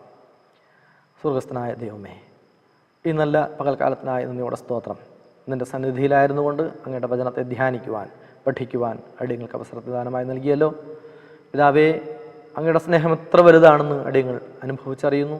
യഹോവ നല്ലവനെന്ന് രുചിച്ചറിവിൻ എന്ന് അങ്ങയുടെ വചനം അടിയങ്ങൾ ഓർമ്മിപ്പിക്കുന്നത് പോലെ ഓരോ നിമിഷവും അങ്ങയുടെ ജീവശ്വാസം അടിയങ്ങളുടെ ശരീരത്തിലൂടെ കടന്നു പോകുമ്പോൾ അടിയങ്ങൾ അനുഭവിക്കുന്ന ആ വലിയ കൃപ, നിൻ്റെ കരുതൽ, അടിയങ്ങളുടെ ജീവിതത്തിന് ആവശ്യമായ അങ്ങ് നൽകി നിരന്തരം നൽകുന്ന പോഷണം ഒക്കെയും ദാവീദിന്റെ സ്നേഹത്തോടെ ഓർമ്മിക്കുന്ന ആപത്തുകളിൽ നിന്ന് അനർത്ഥങ്ങളൊക്കെയുള്ള അങ്ങയുടെ കാവൽ അടിയങ്ങൾ ഓർമ്മിക്കുന്നു. യഹോവ എനിക്ക് ചെയ്ത സകല ഉപകാരങ്ങൾക്ക് ഞാൻ അവനെന്ത് പകരം കൊടുക്കും? ഞാൻ രക്ഷയുടെ പാനപാത്രം എടുത്ത് അവൻ്റെ നാമത്തെ മഹത്വീകരിക്കും. പിതാവേ, നിൻ്റെ വചനം ലോകമെമ്പാടും കേൾപ്പിക്കുവാനുള്ള ശബ്ദം അടിയനെയും ഒരുക്കിയതിനായി നീയോട് സ്തോത്രം ചെയ്യുന്നു. ആരോഗ്യം നൽകുമാറാകണമേ. ആഗ്രഹങ്ങളൊക്കെയും തിരുക്കരങ്ങളിലാണ് ദൈവം എന്നോളം നീ നൽകിയിട്ടില്ലാതെ ഒന്നും അടിയൻ്റെ ജീവിതത്തിലില്ല പിതാവേ. എല്ലാ നന്മകൾക്കും സ്നേഹത്തിനും നന്ദിയുള്ള കൃപയോടെ അങ്ങ് വാഴ്ത്തുന്നു. ഏതിൻ്റെ ദിവ്യ അനുഗ്രഹിക്കുമാറാകണമേ. ഇതിന് ചുക്കാൻ പിടിക്കുന്ന പ്രിയപ്പെട്ടവരെല്ലൊക്കെയും തിരുക്കരങ്ങൾ പ്രവർത്തിക്കുമാറാകണമേ, അനുഗ്രഹിക്കുമാറാകണമേ. ഇത് കേൾക്കുന്ന ലോകമെമ്പാടുമുള്ള വിശ്വാസ സമൂഹത്തിന് തിരുക്കരങ്ങൾ നൽകുന്നു. എല്ലാവരും അനുഗ്രഹിക്കുമാറാകണമേ, സഭയെ അനുഗ്രഹിക്കുമാറാകണമേ, കൃപയാൽ കാക്കുമാറാകണമേ. കർത്താവ്യ അങ്ങ് മേഘാടനായി വരുന്ന നാൾ വരെയും നിൻ്റെ സന്നിധിയിൽ വിശ്വസ്തയോടെ ജീവിപ്പാൻ അങ്ങയുടെ വരുത്തുമാറാകണമേ. പ്രാർത്ഥന കേട്ടിരിക്കൽ സ്തോത്രം. യേശു ക്രിസ്തുവിൻ നാമത്തിൽ താഴ്മയെ ചോദിക്കുന്ന പിതാവേ, ആമേൻ.